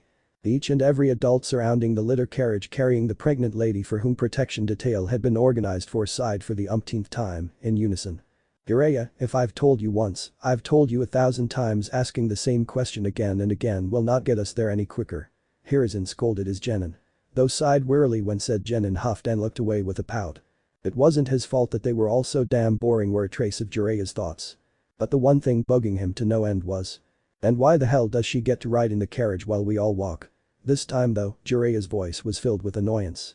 And the head of his primary source of annoyance popped out from behind the carriage's curtain while sticking her tongue out at him. Because I'm not a pervert. The laughs that comment from a certain blonde kunoichi caused Jiraiya to go red in the face. More so from embarrassment than in anger. I'm not a. You are. Don't try and deny it. The glare that Jiraiya leveled on Orochimaru was downright murderous. You are my teammate and a guy for Kami's sake. Agree with me for once. He half yelled, half scolded, and fumed silently when Orochimaru waved his hand at him, as if he were shooing away a pest to make him look away from him and let the ever-calm boy have his peace for the remainder of their trip. Alright you two, be nice. Hiruzen's amused voice cut in straight through their banter. Though if one were to look closely, he himself was biting back a chuckle and failing miserably at it. And as for your question, Jiraiya, that did perk the genin up, who awaited for an answer as to why he couldn't sit in the carriage while Tsunade could enjoy the free ride like a princess of some sorts. Tsunade is a girl. And Hiruzen continued before the fuming boy blew a gasket. Plus, she can help a lady best, seeing they do share the same gender. He couldn't quite continue on speaking in his amused voice anymore upon seeing Jiraiya miserably trying to come up with an answer. But seeing him fail even more miserably was downright hilarious and prompted another round of chuckles from the two carriage pickers, the two civilian guards guarding the woman inside and Hiruzen himself. Though Hiruzen's sharp glance to his right for a moment wasn't picked upon by anyone seeing he had taken his position at point up front. The Jounin had no time to come up with a counter when a kunai flew in from his blind spot on the right, the only alert for him being the whizzing sound the weapon made and caused Hiruzen to jump up and away on instincts alone. "Watch out." His shout alerted everyone, the civilian guards drawing out katanas that may as well be considered a walk in the park by shinobi standards. Orochimaru though, being placed on the right side in the back of the carriage's detail, had caught onto the offending weapon in an instant. Not even in the blink of an eye, his hands flew back into the sleeves of his kimono and drew out a handful of shurikens before launching them straight for the offending weapon heading for the carriage. 3 of his dozen of thrown shurikens made contact to show off his practiced accuracy and deflected the kunai from its trajectory to embed it safely into the ground underneath the carriage. Orochimaru did let his eyes go wide when his ears picked up on a slight sizzling noise. And sure enough, the kunai he had just deflected to the ground beneath the carriage had a small slip of paper attached to its ringed end. And it was lit alight. Thus, was the source of that sizzling noise. "Tsunade, get out of there now." Orochimaru's shout elevated Hiruzen's worst fears for his kunoichi's life, even more so than before. But his heart calmed itself down when he saw a blonde and blue blur jump out of the other end of the carriage, not even a second before it was blown to smithereens, and the man breathed a sigh of relief. That had been a bit too close for comfort. Tsunade slid down the slightly grassy slope on the other side of the road, gracefully holding the pregnant woman in her arms to show off her physical prowess, before hopping up gracefully on her feet at the down slope of said hilly slide. Jiraiya, Orochimaru, both boys gathered around behind their sensei in a moment, hearing his voice turn strict. All the goofiness upon Jiraiya's face washed away as soon as the situation became intense. "With me, let's go." He barked out and launched himself into the trees from where those weapons had come from. "Hi." His genin chorused behind him before darting into the trees, peering over the other side of the road right behind their master. "Hey, what's wrong?" Tsunade's worried voice asked aloud when she felt the woman squirming around in her arms. Though her eyes widened when her left arm felt the fabric over her arm get a little wet. "I think my HH." The Senju heiress almost dropped the woman when she suddenly screamed, but realization dawned on her when she remembered what it meant. Her water broke. She almost screamed inwardly and ran as gently as she could to the nearby tree. She placed her underneath it as softly as gravity would allow her to do so. "Hey, don't you fall asleep on me." Tsunade yelped softly, seeing her eyes rolling back slightly. And she shook her awake with a few soft taps to her cheek almost instantly. Thankfully, it worked. The one thing her grandmother had taught her in the medical field, her first lesson for that matter, was to never let a patient fall asleep before they had been treated completely. They might never wake up after that. Wait just a minute. Not fall asleep. Treatment. Patient. Tsunade's eyes turned saucer-wide to the point her face started looking comical. But she took a hold of the woman's hand in her own upon seeing her try to squeeze her aching belly as tightly as she could. Only one thought, a thought that made her almost quiver in fright, was on her mind right now. "I'll have to deliver the baby." Back in the Hayakawa village. "Hello?" Naruto's lone voice rang in the barren streets, his hands cupped over his mouth to echo his voice even further. There was nothing here as far as he could tell, and he had been scouting for almost an hour now. "Anybody here?" So finally, seeing all his normal methods of scouting failing, he decided to go back to the basics and start shouting to see if anyone really was here or not. But the situation was rather odd. According to Tsukumo, there was a huge stench of blood in the air. He had caught onto it too as soon as he had stepped foot here, so that assessment was in fact true. Then where the hell was everybody? There should be something or someone, right? Attackers, survivors. Hell, some dead bodies for crying out loud. But there was absolutely nothing here. All the streets he had scouted in the dark had been barren, all houses he had peered in were empty. There was nothing here to show any signs of violence or break-ins in the numerous shops he had scouted out. So after all that, he had stopped hiding to see if maybe the invaders might be hiding and waiting for him to drop his guard. But that had been half an hour ago. So now here he was, in the middle of a village that looked more like it was abandoned rather than one that had been invaded. Help. Now that made him stop.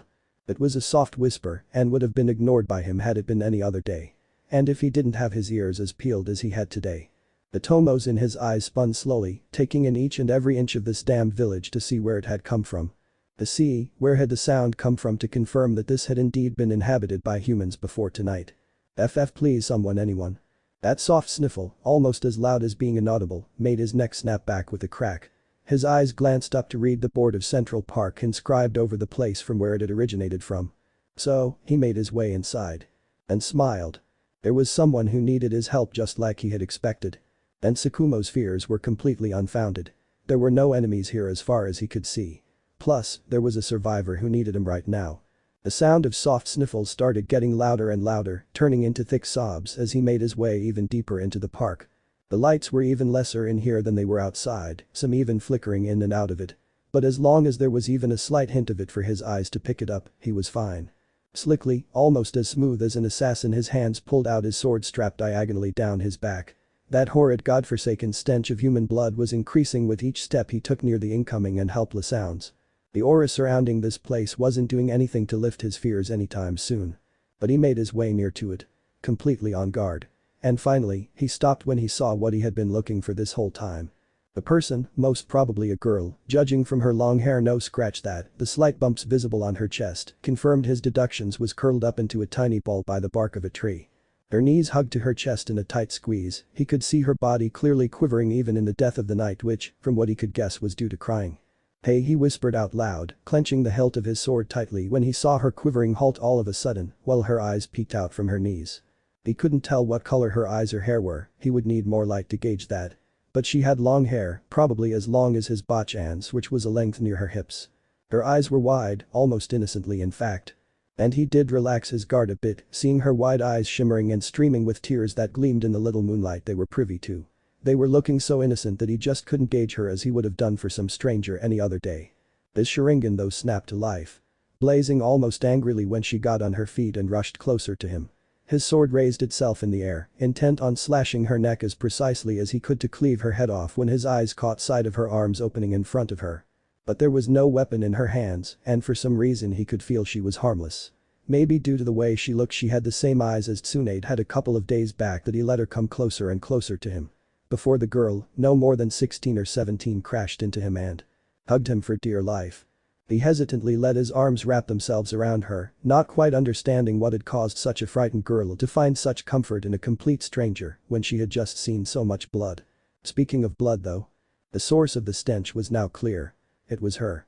The girl was dripping wet in it from head to toe, and he couldn't imagine what had caused her to get drenched this deep in the elixir of life. Ear from the leaf, her whisper ceased all his doubts in an instant as to why she had trusted him so much. So that was why she trusted him. He was an ally. Her way of running had told him that she was no kunoichi. No shinobi, experienced or otherwise, would stumble upon a rock and almost fall down like she had done. Even in as dire lighting conditions as they were in, they just wouldn't, it wasn't right. And one couldn't fake crying as much as they tried it, not from his eyes they could not. So he softly wrapped the girl in a warm embrace. "It's alright." His soft whisper caused her crying to go absolutely berserk. She started crying hysterically, as if she had almost gone insane. But anyone would, in his opinion, if they were shown what she must have seen to get drenched in a bucket load of blood. His hands caressed her long and soft hair, letting her bury her face in his neck. He smiled sadly. Why did it always have to happen to all of the most innocent one like his adorable Tsuna? But when her arms gave his torso a gentle squeeze. Every sense, every damn instinct built into his body screamed one thing. Danger. Clack. Numerous shards of wood snaked around the air, bringing the serene and ominous silence in the clearing to an abrupt halt. A shattered log fell down from the girl's arms. The girl, who was crying a minute ago, flipped her waist-length hair back with an expert whip of her head. My, aren't we the feisty ones?" Her whisper rang out loud, no sniffles or sobs coupling her voice as they had done a second ago. She looked anything but the girl he had seen from a minute ago. "Who the hell are you?" Naruto asked, his voice as icy as the coldest of glaciers. Perching upon a tree like a hawk looking to scout out its prey, his deadly eyes glared down into her very soul. Her voice too wasn't helpless, it was almost happy. Her tear-stricken face was now lit up with a warm smile, as if she were a 5-year-old. A little child whose dropped candy had just been replaced. The 5-year-old drenched head to toe in blood, that is. The way she licked her lips would have been missed by anyone but him in this dark of an environment. It was almost insane, twisted. She chewed on her lips softly, eyeing him in all the conjured-up interest of the world. If not for his perfectly timed substitution, instead of that unfortunate log, he would have been the one to have been staked by a couple dozen of chains at all of his vital organs. Chains that had sprouted out from the ground from Kami knows where, and when the hell had she created it? Was the question he was asking himself again and again. Who killed the people in the village? His question was simple, only an attempt to buy some time to gauge out his surroundings. The question had almost gone unheard by the girl in front of him. Almost. A monster. Her simple answer, said so simply that he might have believed it to be a joke had she not been looking so innocent right now. Innocently deadly. Those words made him stop all his scouting and glare down at her murderously. "You," he hissed, everything falling into place now. Her dripping chains, her blood-covered body and clothes and her almost crazy demeanor. It made his blood boil to the limits upon imagining just how many lives she had taken to get herself into the condition she was in right now. His glare, intensified by his signature eyes, would have made any normal shinobi nervous for even a sliver of a second. But she was no normal shinobi, or person for that matter. "Don't look at me like that please." The way she flicked her head to the side, looking down a little as if she were turning a bit shy from his stare, all the while rubbing her naked arm off the cold with her left palm. She was wearing a simple sleeveless frock coming to her knees, with no footwear whatsoever on her feet. So, it was only natural. But that probably meant she had shinobi training. Since there wasn't so much as a scratch on her flawless legs that she was rubbing together, a bit nervously to be precise, or was it something else entirely? "And who is the monster?" he asked in a voice that sounded a lot more intimidating and cold as compared to the one he had used a moment ago. Twisting his blade to let a little of the moonlight blind her eyes and conjuring up some chakra in his legs to get ready for what was to come. He looked ready to go in for the kill, while his hair shadowed his eyes to make sure his eyes gave away nothing or so much as a hint to his next move, as was taught to him by Tobirama himself. And it made quite an intimidating sight to behold. While his form was accentuated in the dark with a small flicker of the nearby street lamp being the only main source of light in the clearing. It certainly would have done his mentor proud of his pupil had he seen how he was handling himself in a situation he had no idea what was about to come. And as stupid as his question was, since he already knew the answer. He had asked it to make sure he was right before he got started on dishing out what he had in store for her. And with a little shy glance from the innocent girl, the answer to his question came. And just with that small whisper, all hell broke loose. Meanwhile. Hanahagakure no Sato. Konoha Hospital. "How are you doing today?" "As fine a man in my condition, I suppose." The sarcastic, almost dry remark to the warm and caring voice was quite the opposite, instead inclining to cold and indifferent when compared. And it did earn said bearer of the remark a bonk over his head. Is that any way to talk to a person? Is that any way to treat your injured cage? The banter caused the two involved parties to glare at each other. Crossing her arms underneath her moderate bosoms, Mito narrowed her eyes at Tobirama, prompting him to return the favor in full heft, which led to the same result as to their previous bout. He was bonked on his head. Again. It annoyed him to no end, not like he could do anything about it other than rub his sore head as best as he could, while Mito started jotting down something over her clipboard. It seemed pretty important, and if the past few days were any indications, it would make his life even more miserable. Let the world be known, Tobirama Senju hated hospitals. But he absolutely despised any that housed any of his relatives. In the past, it was his annoying brother. Now his wife had taken up the mantle of said job to make his life even worse. "I'm fine now." It didn't seem his grumble reached the Uzumaki woman's ears. And if it did, she had done quite an impressive job to conceal it. He sighed in defeat. How longer would he be scooped up in a hospital with just four walls and a beeping machine? Did he mention how annoying that beep was to humans after prolonged exposure? Well, if he hadn't, he was mentioning it now. Let me be the judge of that. Her regal voice made it clear he was audible to her, so neither was he dumb, nor was she deaf. Then may I be so inclined as to leave. As polite as an emotionless man like him could be, he had tried his best with that. No. Curse that stubborn woman. Why? His eye twitched seeing her jot down yet another remark on her clipboard, and did he mention her smile was getting wider by the second? She was probably enjoying preparing his meals. If that filth they served here could be called edible enough to be referred to as food, that is. Now, do remember, Tobirama Senju didn't complain for such trivial matters. No, he was quite a patient man. So much so, his patience were a testament to his title in some nations. But that food wasn't even fit for tortured prisoners. The first thing he was doing as soon as he got out. Dispose off the chefs that were degrading patients' life with no evidence, replace them with some who could create actual food, and ban Mito from ever treating him. He put that last point on top of all priorities. Hell, death was now seeming better to him. Just because I feel like it? Her nonchalant answer got a death glare from him. She ignored it and tucked a free lock of hair behind her ear as gracefully as ever, finding it more amusing than the childishly acting man in front of her. His final sigh did let her know he was defeated now. As much as she found it childish to believe too, she felt quite proud of it. At least the man was beatable, one way or the other. And this was the most outgoing she had seen him ever since he was informed of Sasuke's comatose state. She had been mindful enough to have Sasuke be moved into a separate room so as to take Tobirama's mind off the man and lessen his own self-loathing by a few notches. It had worked like a charm, though the headaches for security petitions to the council and the personal guards were a different matter altogether. But she could be quite persuasive when she needed to be. Tsunade's on a mission. In an attempt to make small talk, she spoke the first thing that came to mind. She had seen her granddaughter leave with Hiruzen and the squad a while back but hadn't made any actual contact with him. I see.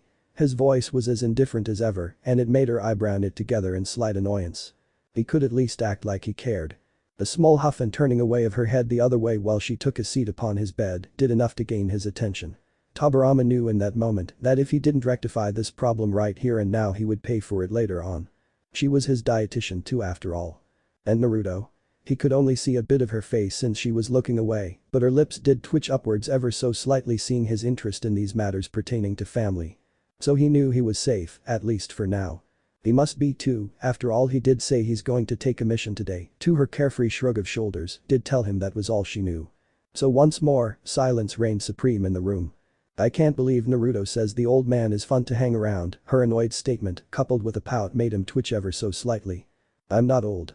Her sideward glance, a tad bit suspicious, spoke otherwise. And we do entertain ourselves quite well. He could see it in her eyes that showed all the interest in the world. She too wanted to know what it was they did that's so enjoyable. We talk about things. Her slender eyebrow raised curiously, prompting him to go on and explain that a bit more. Sensible things. Which was translated as serious shinobi stuff by Mito. And we play shogi. That surprised her quite a bit. So they enjoyed playing games. He always loses, it's fun. Mito's sweat dropped hearing that. But Mito did grow a bit worried seeing this time he didn't only fall silent but his eyes had glazed over in a manner she knew quite too well. He had delved quite deeply in thought. She knew him well enough to know his small quirks by now. And she prayed it wasn't about Sasuke. He had just come out of that regret-filled shell passing yesterday. Mito, can I ask you something? His sudden question had surprised her, he could see that by the slight widening of those violet orbs of hers. Why he did not know. But he had.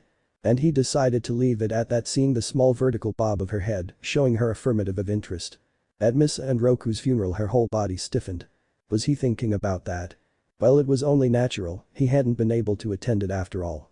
And now, Kami, damn it, she was getting depressed too. Just thinking about that all over again made her feel like crying her eyes out. Did Naruto cry? She blinked at him. Then she blinked again seeing his expectant gaze still lingering on her. But after a second, making sure she had heard him right, she conjured up all her intelligence to make up a coherent thought. Opening her lips, she closed them wordlessly. She was confused. So she tried again. And as intelligently as possible got out a huh? The blank look he gave her made her feel quite stupid. Coughing away the slight pink dusting upon her cheeks, she decided to reminisce that day once more in the deep recesses of her mind. He did, seeing him so intrigued made her heart warm, at least he was moving on and not clinging to the past anymore. But what was it that had him intrigued so much in this to make him ask her this? So suddenly, in fact. She clearly hadn't expected it, it was completely out of the blue. Nonetheless. Explain. His voice was strict and she could see he was in no mood for arguments. The man wanted an answer and he wanted it now. Closing her eyes, she played those memories as she had seen it once more and recited it out of her lips. When I walked over to him, since he was standing in the back, tears were flowing down his eyes. She couldn't quite complete it. Seeing Tobirama had deemed it fit to interrupt her at that point. Were his shoulders shaking? Voice cracking? Sobbing? Sniffling? Anything else to show if he was crying? She caught his shoulders after that. The man's rapid-fire questions were quite frankly scaring the wits out of her. Tobirama, what's this? Why are you? Once more her statement was cut off in between, though the manner in which it was done was different this time. Answer the damn question. His voice was suddenly icy cold and it sent shivers down her back. Her eyes widened owlishly, she could see the sternness in his eyes. The man meant business and right now he wanted answers and nothing else. She looked away with a flash of pain in her eyes but hid it as soon as it had come to pass. No, I only saw him tearing up. Nothing else. Her whisper made him release his vice grip on her shoulders. She rubbed the pain off him gently, he hadn't hurt her, not physically at least. He said nothing, once more delving into a deep thought about nothing in particular, or so it seemed to her. Seeing as he wasn't paying any attention to her, she silently got up to leave. But her arm was caught in an iron grip once more. Sit. As emotionless as ever, he made her sit down forcefully. As gently as he could, he wrapped an arm around her shoulders and pulled her closer to his side. still maintaining a respectful distance in between, but close enough to make her feel a bit of comfort, well, as much as he could give to anyone. "I apologize." Just like that, Mito felt a contradiction. For a moment, she felt as if a weight had been lifted off of her shoulders. But at the same time, it felt as if it had increased several folds. "It's alright." Picking up on all her training over the years, she tried as hard as she could to maintain her composure and only whispered as much as was needed. But knew she had failed when he wiped off the tears she didn't know she had been shedding off of her cheeks. He knew he wasn't the smartest of the bunch, but to think he had made the woman he saw as a companion, friend, a sister. But even more so a mother who had always watched over him for many a decade cry, while she clearly hadn't recovered from the grievances of her loss herself. He felt as much pride as a squished cockroach in that moment in being a man, but more so, for being the cause of such a reaction from her. "I really am." His tone wasn't comforting, but he was trying his best, seeing how he pulled her cheek to rest over his shoulder. "Now stop crying." In a commanding tone, he tried to comfort her. She tearfully giggled at his pathetic attempt to console her. He failed miserably from stopping the twitching corner of his lips hearing her laugh. And started rubbing her arm soothingly to at least do something that could be called emotionally right and not socially stunted. But she felt a lot better now. She didn't know why she had cried. There were so many reasons that she was sure his little harsh statement had only served as a trigger to open up her dams. "Thank you." He stayed silent, hearing her soft whisper followed by a sniffle. Sometimes no words were better than all of the combined wisdom in the world, especially in his case when it came to these emotional matters. "Why ask this so suddenly?" Her sudden question broke the comfortable silence between them like a pinprick. And her curiosity grew a lot more, feeling his shoulder stiffen ever so slightly underneath her cheek. Whatever had Tobirama Senju riled up must be something pretty damn important. He thought about it for a moment, no scratch that, he didn't even need to think to answer this one. He spoke the truth. "I'd rather not say." Hearing that, Mito let a long sigh snake past her lips. She felt so tired, and this hospital bed was quite a comfortable one indeed. Emotional drain could be a tricky thing indeed. She didn't quite feel like she had the energy to milk it out of him when he clearly didn't want to say anything. Not like she knew what this was about in the first place. But she did speak a few words before she let her eyes droop down. "Tobirama, whatever it is you are hiding from me. I won't ask of you again, but it better not hurt any one of my children." If it does, she let the sentence incomplete due to an involuntarily yawn that followed it. The shaggy white-haired man felt her breathing soften until she had curled up by his bedside and completely fallen asleep. Letting his eyes linger outside the window towards the setting sun for a moment.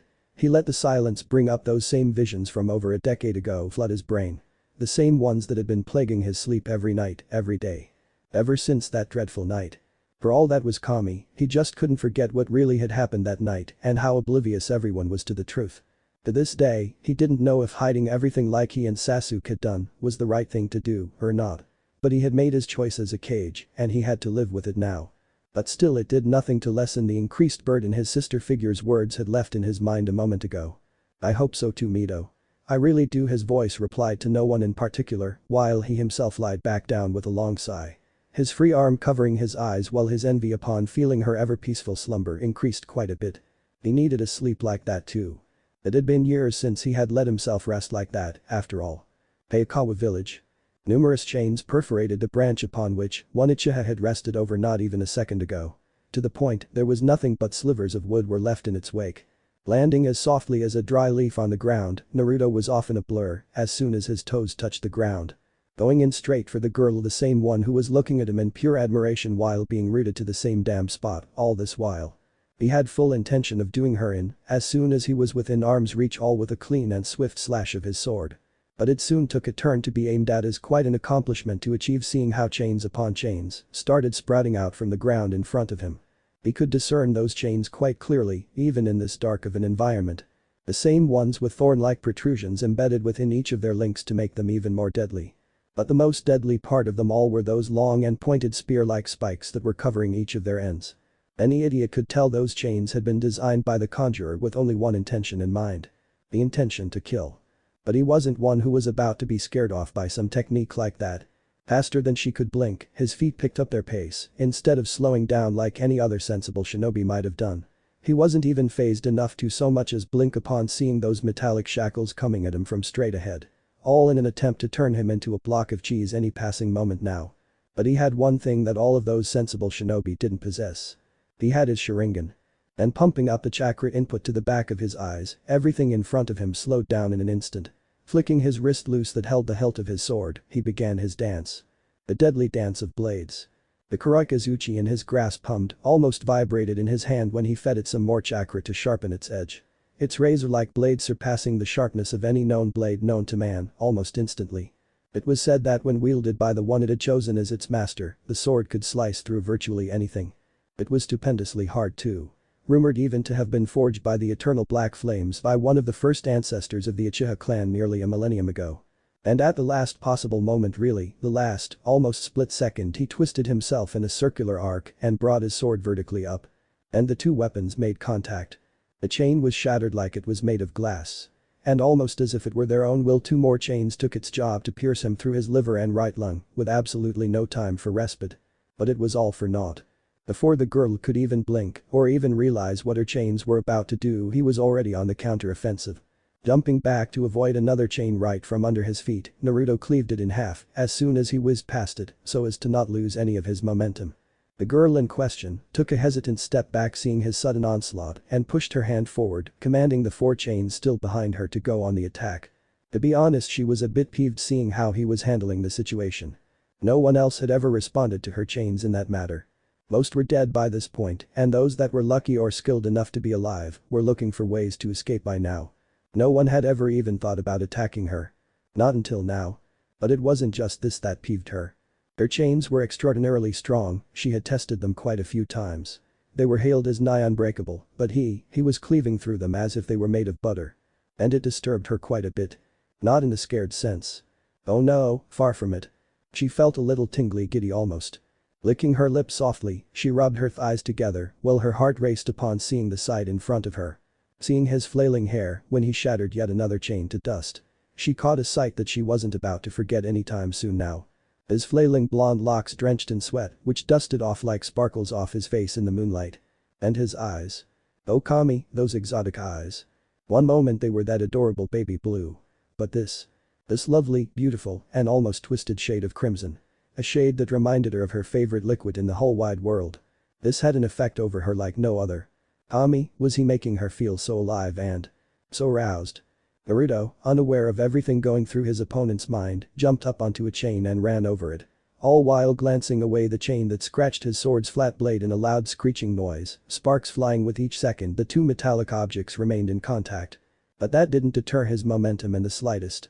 Jumping off from the chain he was over so she could not try any funny business by wrapping him up in the chain, still not quite aware he was spurring her on even more with these completely unpredictable moves of his, he continued on his onslaught to destroy these annoying chains into oblivion. But his eyes, dancing around all the time to predict their paths, had let him detect one more thing. A thing that one might not have noticed if not for his astute awareness even in the face of such fiery combat, that is. He had scratched out a weakness. As many as he destroyed, she replaced them almost instantly. But even still, there was a pattern. Never had she increased that number beyond 24. And that was the weakness a limit. It was only to be expected seeing how hard they were. With each strike he was making he could feel the strain it was putting on his sword. Each broken chain made his sword vibrate, and that was a first. His sword usually cleaved through metal like it was nothing if he willed it so. His grandmother's chain weren't even enough to offer him resistance if and when they did spar seriously. These chains certainly were no joke. They were hard, like impossibly hard. But therein lay their weakness. To maintain that rigidity and strength she was compromising numbers. And seeing how she wasn't moving in the slightest but just staring down at him like he was Kami's gift to man, it must be a stressful technique to control in the manner she was doing. Not once had a chain impacted with another no matter how he had tried to manipulate in making her do so. So, the concentration she was letting out must be insane to hold such a technique for so long. Not to question her reserves, she had one hell of a chakra reserve to hold these chains and keep on replacing them as long as she had. But he had to finish them right now. He didn't have that kind of chakra to waste and throw like she was doing and still not even look phased. So he was holding back his techniques until he could discern what weaknesses she had before he opened up his repertoire of techniques. Even better if he could finish this without them. That would be as efficient as he's like. And just now he had found a third hole in her technique. The chain he had glanced to the side of his ear just now had not disappeared. But to the degree of control she was using them with, it must have been better to just make it vanish and attack with a new replacement straight from the front of him. It would have been much more efficient than stopping the chain then, changing its trajectory and turning it back on him. That might open up new problems of it clanging with another chain's path from the front. So why didn't she? Or was it why couldn't she? Maybe she didn't want to dispel them as it would be quite a lot of chakra wastage to replace. Or was it maybe she couldn't? Well, he was up for a trial and error for certainty testing. But he would have to be swift, his quick movements were racking up a lot of energy. And he certainly wasn't a beast as was Tsunade with her humongous reserves or this twisted enemy in front of him. He had to keep a good chunk in reserve if she had something up her sleeve for later on. So, quick as a bolt he was off again to close the distance. The girl, having no time for respite from his onslaught, just let her remaining 3 chains out in front of her to stop him. He was just too much for her to handle. And that wasn't in terms of strength or skill. Well, her lower abdomen regions were killing her right now and she was doing all that she could to keep herself compassed. All 3 chains converged in on him like a helix in formation, intent on piercing and pulling him back to make some distance at the same time. Not like he was having any of it. A huge burst of chakra in his soles and he was off the ground like a spring high in the air. Like a bouquet the chains spread and swirled to keep their momentum and directed upward straight at him while he was still in mind-air. And completely vulnerable. But in a flash his sword was sheathed again in its holster. His hands forced themselves in his hip pouch and plucked out the metal stars and kunais he was looking for in a split second. His sharingan watched the chains come towards him calmly. Still being upside down in mid-air mind you. Slinging out the end of a small coil of ninja wire in his teeth, it was sewn in expertly through all the weapon's holes before any human eyes could do so much as to follow those movements. The shinobi had to be as discreet as possible. Aburama had always been adamant in that point whenever the man was training him. So he began the hypothesis to test his opponent a little. Like an upside-down top, he spun. Each shuriken between his fingers was launched at a precise gap of time so as to hit each target perfectly well. Almost inhumanely well. And hit their target they did. Like a cyclone of metal, each shuriken embedded itself in the small gap right in between each link of the chain. Each chain getting speared by a dozen of weapons, each right in between the weak point of its links. And it served its purpose, embedding the 3 chains to various trees way too far away from each other. In a show of acrobatic ability, he twisted and turned his body, straightened himself out and landed on his feet. His feet landed on the chain sprouting from her back to be precise, 1 foot on each of her chains. Naruto let his knees bend at right angles to soak up the impact of the fall, but also for another purpose. Like a predator, he leaned his chin down near her shoulder, his lips grazing past her ears to let his menacing panting breaths tickle her cold ears. Now you're done. His voice, almost resonating a bloodthirsty Shinigami for a moment, whispered ever so softly in her ear. She glanced back just for a second, just to see his shadowed face only letting her see those luscious eyes of his. Her eyes closed partly half-lidded and her face started showing signs of relief when she looked on ahead. All restraint she was keeping to keep herself compassed went out the window as soon as she had heard that whisper. But they were utterly crushed seeing that intimidating way he had threatened her just now. This boy was just too much for her. As if turning to jelly, the girl's legs gave way and she fell down. Her chains disappearing too due in part to the sudden blanking out of her mind. The girl's breathing became labored, she could feel her heart hammer, and a small thing that annoyed her was that he had ruined her frock a little. She had liked that frock especially when she had taken it after killing the store owner for it. But she liked this boy even more. Like a schoolgirl being found upskirt, she clenched her frock down her thighs shyly. Her cheeks a brilliant shade of red while she relished in the aftermath of her sudden, yet pleasured release. A slick noise, almost inaudible to anyone sort of a slinging noise, gave way as Naruto unsheathed the sword from over his right shoulder. Placing its shining blade by the side of her neck, he narrowed his eyes when she didn't even so much as flinch from its cold touch. But he had to do something before he finished her off. He needed some information out of her. This was something he wouldn't be able to live with if he didn't accomplish right now. Aburama would certainly have his head for not finishing his enemy off when she was clearly out of it. But he decided to be a bit foolish for now in the name of some interrogation. Not that it made him feel any less stupid. Why did you do it? His voice was icy, sharp and to the point. He needed answers, and Kami damn it he needed them now. To think she had wiped off a whole damn village off the map, even if she had the skills to do it her reasons, he had to hear. When she didn't answer for 5 seconds, he released the pressure off her neck to make some momentum and be done with it. But his sword stopped its final swing when she did in fact speak. Because of you. Her answer made his blood drop a few degrees in temperature. Every cell in his body chilled while he had half a mind to let her head roll, just for the ridiculous nonsense she was spouting. And every damn sense of his screamed at him to kill and run. But when she continued on, each word she said made his mind and heart race at 1,000,000 miles an hour. I came here in the afternoon and I waited, and I waited, and I waited. Her shy eyes glanced at him innocently, his own eyes as chilly as they were a moment ago. But she was far from finished. But you didn't come. Gulping thickly, his own hands trembled slightly. What was she saying? Was he the one she was here for? Her voice once more broke his thoughts of a million questions. So I got bored, but I stayed put like a good girl. But that annoying guard just had to set me off, so I just killed him off and be a good girl again. But then, I don't why, they all panicked and well here we are with each word. Horror overtook his very being hearing her reasons for such a wide-scaled massacre. All because a guard had ticked her off. She went on ahead and killed them all. To top it all off, she was saying it so innocently as if she were the victim here. But one question still boiled up and down his mind. Logic took hold of his mind for a single second before he went through with his instincts completely. The bodies, where are they? What did you do with them? Tightening his blade over her skin to prick it slightly and draw a trickle of blood, he emphasized his point and her current position. The corpse of a shinobi was valuable, but the corpses of a shinobi whose whole clan was now probably extinct was invaluable. He had to know what she had done with her. Though her offhanded voice made the pressure on her neck increase even further, he was grinding his teeth into dust by now. What the hell was she? Just one wrong word, and swear as he might upon his clan's name. Her head would roll. I staked them right outside the other end of the village on a few trees, made it seem like a bouquet of sorts. It was a little hard, but it really is pretty, I'll show you was all she could spout out before he had cleaved her head straight off her neck. And just like he had expected, her head and body splattered down into water. The substitution.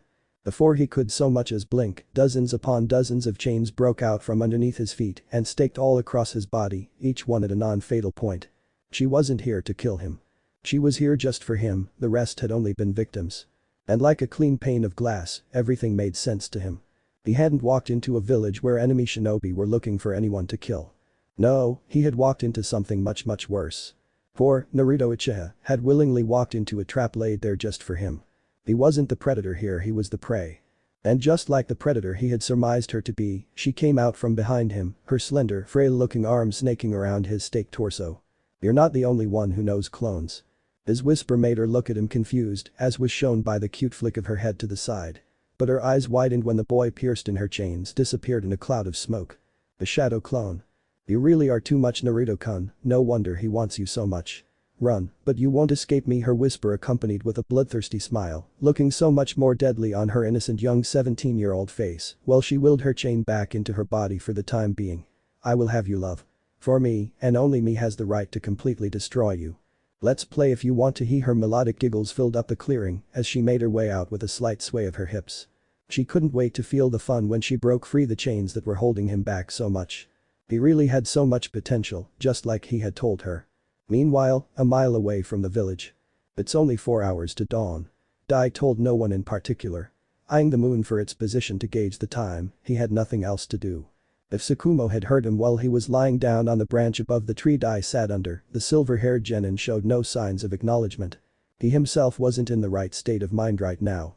That idiot, that God-forsaken, thrice-damned, idealistic and prideful friend of his was off in the village that reeked of blood and death while he was here, lying down doing nothing. His heart screamed at him to go in, all guns blazing, and get that blonde idiot out, knocked unconscious preferably. But his mind, his training and years upon years of his father's teachings, still stood tall. He was doing the right thing, why risk everything for something they didn't even need to do in the first place? But why hadn't he returned by now? It had been a long time now, 2 hours in fact, since Naruto had walked into that hellish village. You know, Tsukumo, his inner turmoil was broken off while he gazed down at Dai, who was sitting there pretending to read a scroll, pretending because it was a sealing scroll that carried their supplies, but had just broken the long bouts of silence between them yet again. I feel like a coward. That struck a chord in the listener's heart. Sitting up, Tsukumo was now paying rapt attention to Dai and what he had to say. Rarely, if ever, was the ever-youthful boy this serious. But today, the situations really were complicated to say the least. So he wasn't surprised. Not much. We are not cowards, Dai, we are doing the right thing. Tsukumo's voice was harsh, and it wasn't aimed at Dai. It came out that way because he himself felt the same damn way, as much as he was loath to admit it out loud. We are shinobi. He consoled himself more than he did for Dai, who had once more gone silent. Lacking any signs of his usual enthusiastic fervor right now. Looking at Dai's lumped form, Tsukumo felt even more angrier at Naruto. Why couldn't he just listen to him and be sensible? For once maybe. Was that really too much to ask? He absolutely hated that part of his usually calm and lazy friend. Especially when he'd get all idealistic and become as stubborn as a rock. Not caring who was in front of him and would go in all guns blazing, as if he was possessed by another reckless soul of sorts. But it was who he was. There was no denying that. He'd be more worried if he didn't do things like that. "I listen to me." The bushy boy looked up upon hearing the call and saw Tsukumo's consoling smile. "He needs to learn restraints. We can't always bail him." Tsukumo's neck snapped straight in the direction of the village while the words died down in his throat. Jumping down by Dai's side, who was on guard seeing the sudden change of demeanor and Tsukumo, Dai felt quite confused in the situation. Tsukumo gulped audibly, a bead of sweat rolling down his temple and stopping at the tip of his chin to show just how intimidated he truly felt. That sudden upsurge of chakra he was sensing, it was unlike anything he had ever felt before. How could a human even possess so much chakra? Both Genin's eyes widened in horror, seeing the village they hadn't dared to enter light up to life in a bright yellow glow. Tsukumo's mind was analyzing things at a mile a minute. To power up a technique of that scale, most probably a small battalion of shinobi would be required. 5 teams high chunin level at the very least. And that in itself spelled trouble for Naruto. Boy Tsukumo looked on at Dai, shaking his arm to snap him out of his stupor while he was fastening his orange leg warmers up tight. "Dai, what do you think here? I'm going in."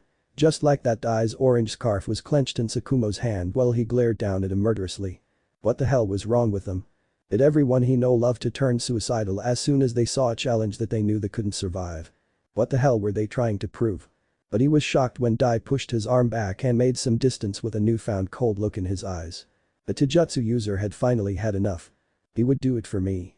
Just like that, all the accumulated anger drained from Tsukumo's body. Those words from Dai hit him harder than any enemy could have done right now. He just watched Dai run into the village as fast as he possibly could without giving away his presence while he stood there dazed out of his wits and hitting a complete blank at the moment. Naruto really would do it for Dai, no, not just for Dai.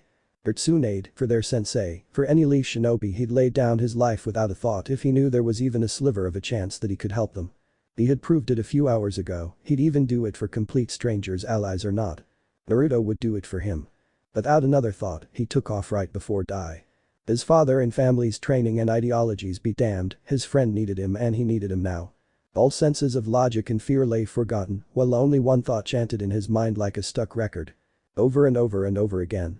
"Hold on until I get there. Don't you die on me, you reckless fool." Meanwhile, back in the Hayakawa village streets. In an unknown alley. The golden blur ran through the streets, agility and thoughts like that of a frightened rabbit. Naruto ran as if his life depended on it. He had picked up his pace when the clone he had substituted as soon as the girl had fallen down on her knees and told him she was there for him had, in fact, been the right choice on his part. If she was here for him, then he was in a trap. And the only thing for him to do in this situation was run and escape this village. He had, after all, gotten all the information he needed from her. She was in Uzumaki, no doubt about that. If her chains weren't a dead giveaway, her massive almost inhumane chakra reserve she had used to spear his clone with a couple dozen chains, even after their exhausting bout, certainly had sealed the deal for him. That was no ordinary Uzumaki girl either. Since, as far as he knew, all senjus and Uzumakis were, in fact, blessed with such stamina, reserves and healing abilities. The Uzumakis taking the advantage in quantity of their chakra, while the cousin senjus had the potency of chakra more so than them in a few rare cases, but both had a healing factor that was completely a random phenomenon as to who had how strong of a resilience. Even the density of chakra varied with person to person. But this girl's reserves already surpassed his grandmother's by a fair margin, and even then he knew she was, in fact, only just getting started. So there was only one thing left for him to do. Get the information. And run. And run he did, just as he passed another corn to get out of this village as soon as he could before she caught on to his escape plan. But his eyes snapped down at his feet when his sharingan picked up on a small interference on the ground. A change that made him halt his movement for a minute to analyze it further. Narrowing his eyes on them, he focused on that strange thing before they widened to the point of turning a bit comical just as soon as realization struck him. Shit. The curse slipped past his lips when he finally realized what that black marking that had appeared on the ground truly was. Kanji. And that could mean only one thing. From as much as he had learned about his opponent, it could mean only one thing right now. She was in Uzumaki. So the thing underneath his feet was in fact a seal. Rushing out the dark alley to escape it, his eyes didn't lose their widened state when he frantically stared back and forth the path to see the whole middle street covered in kanji. In fact, if his guess was right, then the range of this technique covered this entire village. A village-wide sealing technique. I was in checkmate as soon as I entered this damn village. His mind screamed in anguish and defeat. But he took a calming breath, no point in thinking of the obvious. What would Tobirama do if he were here? What was the right course he could take? He couldn't escape the village in time, any second now she'd activate her technique and he would most likely be trapped like a hamster in her palms. And seals were a powerful asset if the caster had the time to prepare it firsthand. She certainly had taken her time for this, seeing she did in fact go through the lengths of covering the whole damn village in it. Every technique has a weakness. There are no exceptions, so calm yourself down. Years ago, in a training ground when Tobirama had trapped him down in a low-level seal, he had been 6 if you remembered right. He had heard those words from the strict master. Analyze the technique, you have your sharingan to help you, and a sharp mind to go with it. Accept that you are trapped, break down the opponent's technique straight down to the basics, and devise the most suitable counter, even if it isn't perfect. Your priority is containment of the technique and fortification of your survival. By any means necessary. He whispered the last of his mentor's words and closed his eyes for a moment before glaring down at the ground. He still had the advantage. He knew of her skills, but she didn't know of his as much as he did of hers. He had made sure of it and kept his reserves intact during their battle. She was in Uzumaki, so this was most probably an Uzumaki seal. And Uzumaki sealing techniques he was well versed in. A small smile lit up his face, even as the ground underneath his feet lit up, the kanji lit up, to be precise. But that was besides the point. Just before the kanji started wrapping up around his ankles, his hands formed the dog seal and held the boar seal, while he felt himself getting paralyzed when he was covered head to toe in kanji. This is a high-level paralysis seal, Uzumaki sealing style, no doubt. I don't feel any pain, so no torture triggers, but I have lost all control over my body. It is cutting off my consciousness from the rest of my body to paralyze me in place and anyone else who might be in range. She most probably needs me alive for some reason or the other. His summarizing ended when the source of all his problems appeared from the corner of the streets in all her glory. Now, with the light here illuminating his enemy a lot more than before, he could see her crimson hair going down her hips and her violet eyes that were a lot more darker than Mito's, he noted to confirm him of her heritage. But the menacing smile on her lips was almost palpable. He couldn't let her do whatever it was she wanted with him. He would most probably die, or worse. Naruto-kun, her soft coo made his heart twist in agony when she was within a foot's distance in front of him. She knew his name, now that was truly bad. Holding on to his composure as best as he could, he was quite glad that his sharingan and the chakra he had molded were still intact. She had been careless enough not to put in chakra suppression seals in the sealing matrix. Granted, the seal matrix would have become a lot more taxing, with sub-elementary seals included, seeing the scale of her technique. But it was better to be safe than to be sorry, in his opinion. And by the pride of his teacher's teachings, she was going to be sorry for this little mistake. Her violet eyes adoringly stared into his menacing crimson ones while he glared down at her with all his might. Helplessly, for the time being, he felt her hand sliding up from underneath his shirt and onto his skin in a manner that could be called harassingly seductive to some. Disgust didn't even begin to describe what he felt when she pressed her lips onto his cheek for a kiss before letting her tongue do its work on it, slowly and almost painfully, to him at least. I'll have so much fun breaking you. That is, before I unleash your true potential, my love. Her soft purr in his ear didn't ease him in the slightest. He prayed with all his might that his counter technique worked. The molded chakra responded from this hand seal while he wasn't molding it consciously. And he prayed she didn't open that hand seal. It was all he could do for now. More like he couldn't do anything more than to will it awake by conjuring up all his spiritual energy into triggering his technique. Just a trigger, that was all it was going to take. He didn't even flinch when a chain pierced his abdomen, shying a hair length from fatally wounding his liver while she clawed her nails into his chest to draw a few trickles of blood. Tobirama had made sure that pain didn't affect him in the slightest. And the man was downright sadistic in that department. He had been quite thorough in the pain endurance training his disciple had been put through out of Mito's knowledge. The man didn't want him losing a fight because he couldn't endure some pain. This wasn't even training if he compared to how Tobirama would rip him apart through various ways when he had been merely a little child. Well, now that he thought about those days, it could be called torture endurance training if he was honest with himself. Nonetheless, his master had been right. It was coming in handy today. You really are my type, not even flinching from pain. Yes, now I see what he sees in you. Another chain stabbed his right shoulder with her words, but he was unfazed. It was only a matter of time. But he was storing away all this information for the time being. She wasn't the only one, someone had sent her. "Ma, but you could act like you're in pain," she whined childishly, hugging him like a teddy bear while he bled from his wounds quite a bit when she pulled the chains out from his body. She let him bleed for a while longer. he didn't need to be dead per se. Just a little close to it would be fine. Yeah, that would do it. When she sighed in defeat, he sighed in relief on the inside. But his eyes did widen seeing her pull out a small syringe from her frock's pocket. The black thing filled up in its glass vial sure didn't look like she was giving him a vaccine for cold, that was for sure. And he sure as hell didn't want that non-prescribed injection to be stabbed in his body right now. Let's unleash your potential then and cut straight to the chase, I've prepped you up quite enough. No point in killing you, it would be such a waste. He knew that those stabs were the preparation she was referring to.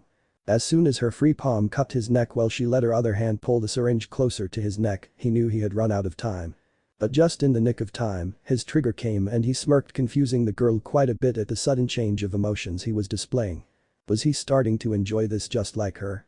That would be fun, she mused while putting a finger on her chin and thought.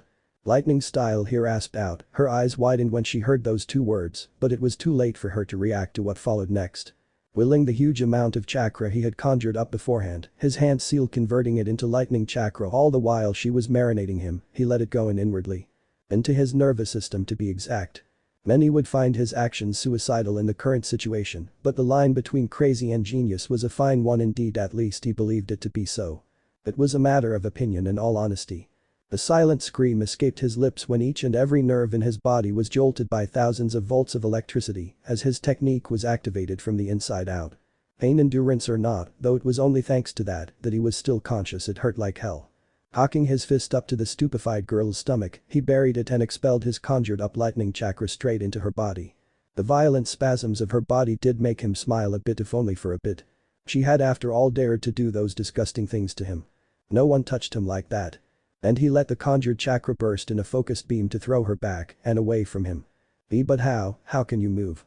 Her pained whisper didn't even prompt him to answer her, well he cracked his sore neck that she had gripped like a log not even a moment ago. Watching her curling up into a ball, no doubt in pain, he felt no remorse. Just indifference. Now she would know it did hurt even if he didn't show it. Still covered in the kanji of her technique, Naruto walked proudly, hiding any signs of the enormous pain he was experiencing each moment now, and increased the chakra input into his technique. Her high-level paralysis seal was still activated. But he was moving as if nothing was wrong with him. At least not on the outside. Blue lightning sparkled around him in a show of glowing sparks, a small booming thunder echoed in the streets, while his hair stood a little from the static he had let out as soon as it reached its peak voltage. You don't have to know how. Just know that I did. With that said, he bolted off literally, he ran off in a bolt of lightning. His insane speedy movements leaving a trail of blue light behind him. Naruto knew he didn't have much time. As soon as he would let this draining technique drop, he'd pass out from shock at the pain he was experiencing right now. Otherwise he would have stopped to finish her off. But tomorrow was another day. Even if he could subdue the pain for now, it did affect his body and especially his mind as much as it would any other person. His nervous system was now connected to his subconscious mind, and that was what had him running on his primal instincts right now. The inward jolt had served to complete its purpose. He was faster, had insane reactive instincts, and coupled with his sharingan he was nigh untouchable. But as with every technique, it had its drawbacks. As soon as he'd let his technique drop, he would pass out from the pain. It was a crude imitation of the revered lightning armor wielded by the Nidaime Reikage. But he didn't have the inhumanely resilient body the Reikage possessed to endure the strain of this technique. To think, the man used this with his much more potent black lightning and wasn't even affected by it. Naruto envied that man's resilient body. This was the reason that even if one could replicate the man's technique, no one else could use it without this huge of a drawback. That he had that kind of a body, his nerve synapses electrocuted with this technique to create involuntary and blinding reactions of their own accords to anything considered dangerous, would make it the perfect technique for him. With the sharingan to go along with it, he knew only the Hiraishin would be able to trump him in combat. But it was a moot point, something impossible just wasn't possible. But he did have this fail-safe in case he got trapped like he just had and had to run out. After all, he was covering 10 minutes worth of distance at normal speeds in a minute and a half, give or take. But for the time being, especially against paralysis techniques, he had devised it to be the Achilles heel against every damn one of them, be it ninjutsu or fuinjutsu. But Tobirama had forbidden him from using it completely. Seeing how much he damaged his nervous system in its aftermath after its trial run a couple of years back. Naruto scoffed inwardly, his mentor really was to talk about forbidden techniques, the point itself was laughable. He was a walking scroll labeled boldly as forbidden from top to bottom. Half a mile outside the village, Naruto saw two familiar figures and sighed in relief when his eyes saw who the two silhouettes really were. He was running out of chakra after having kept it up for 15 minutes already. And had he mentioned that it hurt like a bitch? He probably had. But it did hurt like a bitch, that was a fact. Dai and Tsukumo almost fell down on their faces when a bolt of lightning thundered down in front of them with a deafening boom. Both blinked owlishly, seeing Naruto powering down his technique while the spark surrounding him disappeared. His hair remained in their position though. One of the reasons he didn't like using this technique, mind you. And the black dots in his vision came up almost right at that moment as his eyes reverted back to their blue counterparts and Dai caught him from falling face first into the ground. "Run," was his last whisper to his friend before unconsciousness claimed him. Tsukumo and Dai didn't need to be told twice. Both boys bolted off, straight to Konoha with no signs of taking any stops in between, almost without a thought. Seeing Naruto being carried like that on Dai's shoulder, Tsukumo felt a deep regret for not even being able to go for help when he had most probably had fought the battle of his life. Dai's crimson spandex-covered shoulder that was wet from Naruto's bleeding and tapered body did increase that feeling tenfold. He had been right. That fool just did not listen. I told that reckless idiot not to go. His soft mutter was picked on by Dai, who smiled sadly, seeing the pain and regret flashing in Tsukumo's eyes that he was failing so miserably to hide. But he wouldn't be Naruto if he didn't. Our friend is just too youthful to listen to you, Tsukumo. Yosh. Even in this situation, Tsukumo couldn't stop the laugh he let out hearing Dai return back to his energetic self. Especially that Yosh part. Even unconscious and bleeding, none of which were fatal, for which he was thankful for, did Naruto stop making troubles for him. And it was then that Tsukumo finally realized one thing. But I would have to make the report when we get back. The joyful laugh that Dai let out hearing that made Tsukumo want to murder his teammates himself. And that marks the end of the third part of the story. If you guys made it this far and want more contents like this, comment down below to let me know. Thanks for sticking out till the end. I would gladly appreciate every likes, comments and subscribes I could get on this series. It only takes a minute, and best of all, you can show your support for absolutely no cost. See you in the next one.